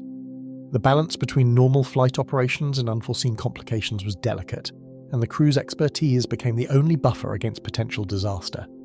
The radio burst to life with a terse, urgent message. The crew reported an unspecified technical problem before all transmissions abruptly ceased, leaving the Noratlas words stranded in the static-filled sky. The SOS was brief, professional, and lacking in detail, yet it carried an unmistakable urgency. Attempts to clarify the situation were met with silence, and the aircraft's position on radar became increasingly uncertain. That truncated communication would become the defining moment of the mission, a signal that indicated presence, trouble, and then vanished into the unknown. Control stations immediately attempted to re-establish contact, scanning radar screens and retracing projected flight paths, but the aircraft's signature had already faded, amplifying the mystery surrounding its disappearance. Officers compared radar traces with expected flight plans, noting discrepancies, while radio operators sent repeated queries into the sky. Minutes stretched into hours as procedures to locate the aircraft were enacted, yet the Noratlas remained elusive. Each failed communication increased anxiety and speculation, leaving the military and the flight's crew unaccounted for in a region where observation should have been straightforward. Air and sea units deployed swiftly, combing the Mediterranean's expanse, but glare from the sun, shifting winds and heavy maritime traffic hindered detection, rendering every search effort inconclusive. Search planes cut across the horizon in wide arcs, while naval vessels scanned the waters with sonar, radar and visual patrols. Despite coordinated efforts, no wreckage, debris or signs of the Noratlas were found. The combination of environmental factors and the aircraft's sudden disappearance created a scenario where even meticulous planning and modern tools were insufficient to illuminate the plane's final path. Inside the Noratlas, crew members maintained procedural discipline, adjusting instruments and double-checking gauges, yet a palpable tension grew as subtle anomalies accumulated, suggesting forces beyond ordinary expectations. Each crew member remained focused on their duties, aware that deviations could escalate. The quiet coordination masked a rising unease. Small warnings, slight fluctuations in readings, and the inability to clarify the earlier transmission layered the flight with uncertainty. Professionalism maintained the aircraft's operation, yet the knowledge that nothing in the sky could replace constant vigilance made the invisible threat all the more tangible. News of the disappearance quickly circulated, prompting military briefings and press coverage, with analysts and historians puzzled over how a routine transport mission could vanish mid-flight with only a truncated SOS to mark its final moments. Speculation ranged from mechanical failure to environmental anomalies, yet the brevity of the SOS and the sudden silence defied conventional explanations. Official reports catalogued known data points, altitude, estimated flight path, radar traces, but the larger picture remained incomplete, leaving both experts and the public with more questions than answers. Only fragments of radar readings and the incomplete transmission remain, leaving investigators to reconstruct a flight that slipped entirely from observation, its last call echoing in memory but offering no answers. Decades later, these fragments remain the sole evidence of a mission interrupted, a flight that carried soldiers across the Mediterranean, yet left only an unanswered signal in its wake. Investigators continue to reference the truncated SOS, analysing atmospheric data, flight logs and procedural norms, but the Noratlas disappearance resists closure, standing as a singular instance where modern technology and human vigilance were insufficient to prevent the unknown. The Noratlas' last transmission hung in the Mediterranean air like a whisper of presence, fading into silence without leaving a trace. The US Army Patrol in the Alaska Triangle, 1972. A crisp wind swept through the narrow valley as the patrol moved steadily over frozen ground, their boots crunching on snow and ice while distant ridges loomed like silent sentinels, and somewhere ahead the radio carried a faint, unresolved signal. The soldiers' breath fogged in the cold air, forming fleeting clouds that vanished as quickly as they appeared. Every step demanded caution. Hidden crevasses and slippery patches could turn routine movement into peril. Even in daylight, the landscape felt alien and unwelcoming, a stark contrast to the structured training grounds they had left behind, and each soldier remained acutely aware of the isolation pressing in from all sides. Massive spruce and jagged peaks hemmed in the patrol on every side, forcing careful navigation along steep inclines and icy streams that threatened to slow their progress. Sunlight fractured against the snow-laden branches, creating fleeting patterns that disoriented even the most experienced trackers. The terrain was unforgiving. Rocks hidden beneath frost could twist an ankle, and narrow ridges offered little room for error. Every river crossing was measured, and every slope approached deliberately, as if the mountains themselves were testing the resolve and skill of the small unit moving silently through their domain. Fog rolled across the ridges in sudden swaths, mixing with biting gusts of wind and intermittent snow flurries that blurred the line between sky and land. Visibility dropped to mere meters, and familiar paths seemed to vanish into a grey void. The soldiers slowed, their senses heightened, listening for distant sounds that might signal danger or guidance. Even the usual rhythm of footsteps and conversation fell silent under the oppressive weight of the weather. What was routine in training felt alien here, and every shadow, every muffled noise hinted at unknown threats lurking just beyond sight. Each member of the patrol performed repeated checks on maps, compasses and equipment, their quiet coordination underscoring both training and the underlying tension of the remote terrain. Radios were scanned for signals, gear straps tightened and boots brushed free of snow and ice. leaders whispered brief instructions, their voices carrying only a short distance before being absorbed by the wind. Discipline maintained a fragile sense of control, but the wilderness made every precaution feel both necessary and insufficient. Each step forward was a reminder that they were far from help, and that the isolation surrounding them was complete. Shadows fell oddly across familiar paths, and the distant crack of ice against stone drew nervous glances, suggesting that the patrol had entered a zone where ordinary patterns no longer applied. A branch snapped under an unseen weight, a fleeting sound that caused hearts to race, though no danger materialized. Yet the pattern of anomalies, the way wind shifted, snowdrifts formed, and distant echoes reverberated, hinted at a place where conventional expectations failed. The men pressed on, aware that the terrain itself could conceal both obstacles and clues, and that each movement might be critical in a landscape that offered no margin for error. When the radio finally carried a brief, urgent message, it was truncated and fragmented, the patrol reporting a developing problem before silence swallowed the line entirely.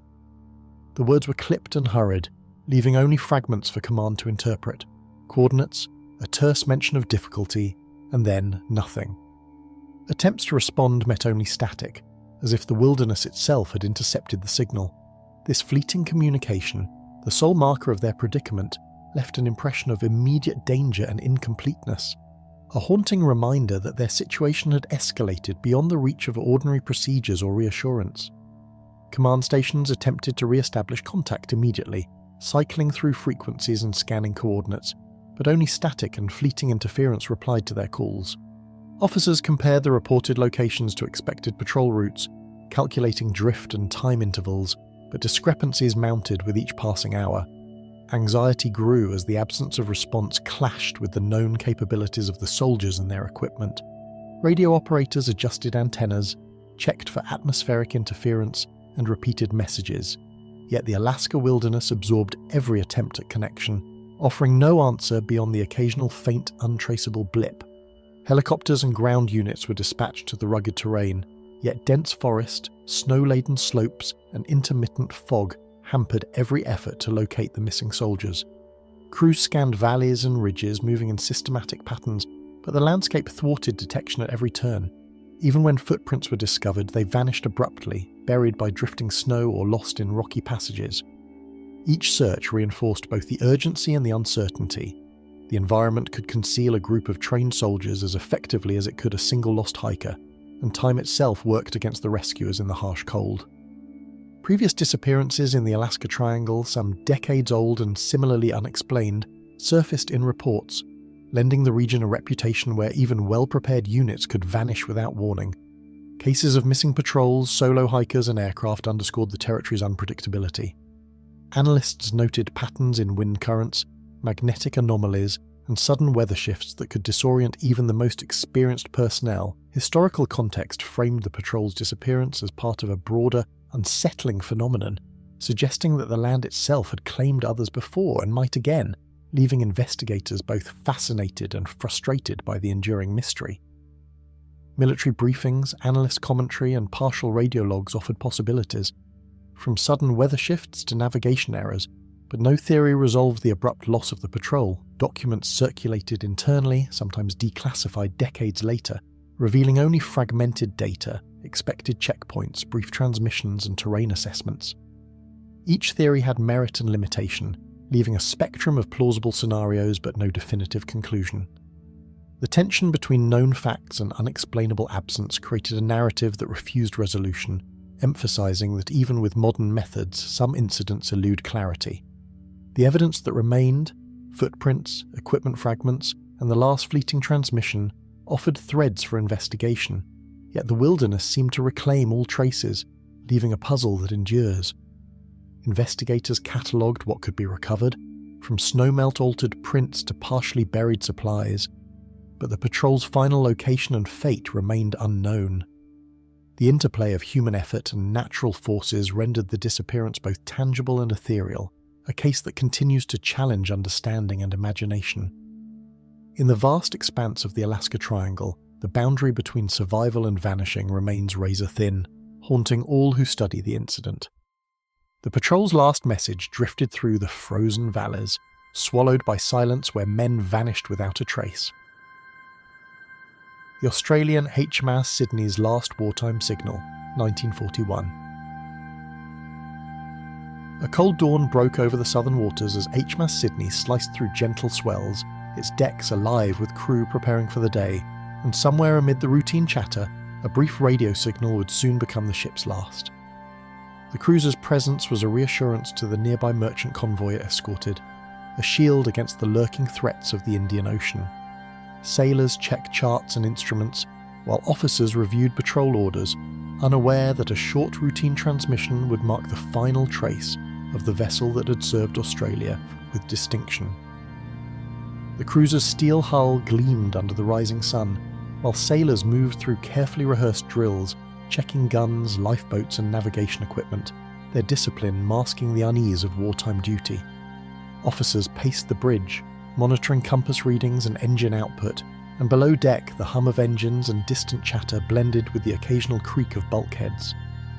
Even amidst routine operations, a quiet tension lingered.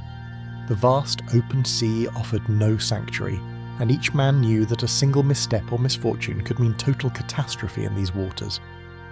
Sydney's mission had been clear: escort the convoy through Australian waters, guarding against raiders and submarines that prowled beneath the surface, a task that demanded both vigilance and precision. Orders from Naval Command emphasised caution and adherence to protocol, and yet the crew remained alert for any unexpected encounter. The patrol route was familiar, but the ever-present possibility of engagement with enemy vessels injected a subtle, almost invisible layer of apprehension into each action, as if the ocean itself demanded constant attention. Sea spray stung faces, and shifting winds caused sails of distant merchant ships to ripple as mist hung low over the waves, altering visibility and concealing distant horizons in a grey veil. The ocean's vastness, endless and unbroken, made every sound more pronounced: the thrum of engines, the sharp commands from officers, the occasional call of seabirds circling above. It was a world of contrasts, where calm surfaces hid currents and unseen dangers, and where a single miscalculation could turn routine navigation into an unforgiving trial. Daily radio checks transmitted coordinates and status updates, while minor static or interference occasionally interrupted signals, small anomalies that hinted at the fragility of communication across the open ocean.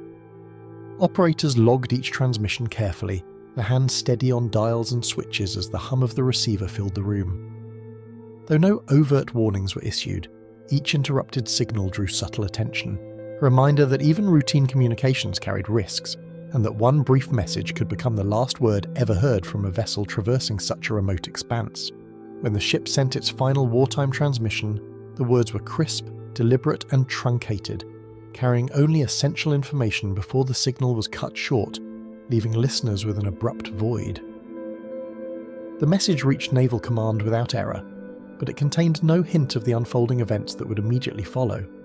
Those who received it noted the brevity and precision, yet could not foresee that these few words would represent the final audible connection to HMAS Sydney, whose presence would vanish from charts, radar, and memory within hours. Naval Command reacted swiftly, dispatching nearby vessels and adjusting patrol routes in an effort to trace Sydney's last coordinates, yet the expanse of ocean provided little guidance and even less reassurance. Messages were relayed across the fleet, aircraft were readied, and commanders scoured charts for clues. Each passing hour increased the urgency, while crews at sea strained against the limits of visibility and endurance, hoping that the ship might be found intact. Still, the waters remained indifferent, vast and impenetrable, offering no clues beyond the faint echoes of a transmission that had already fallen silent. Aircraft scoured the waters above, and ships combed the surface, but shifting weather, rough seas, and uncharted currents rendered every search attempt incomplete, as if the sea itself resisted discovery.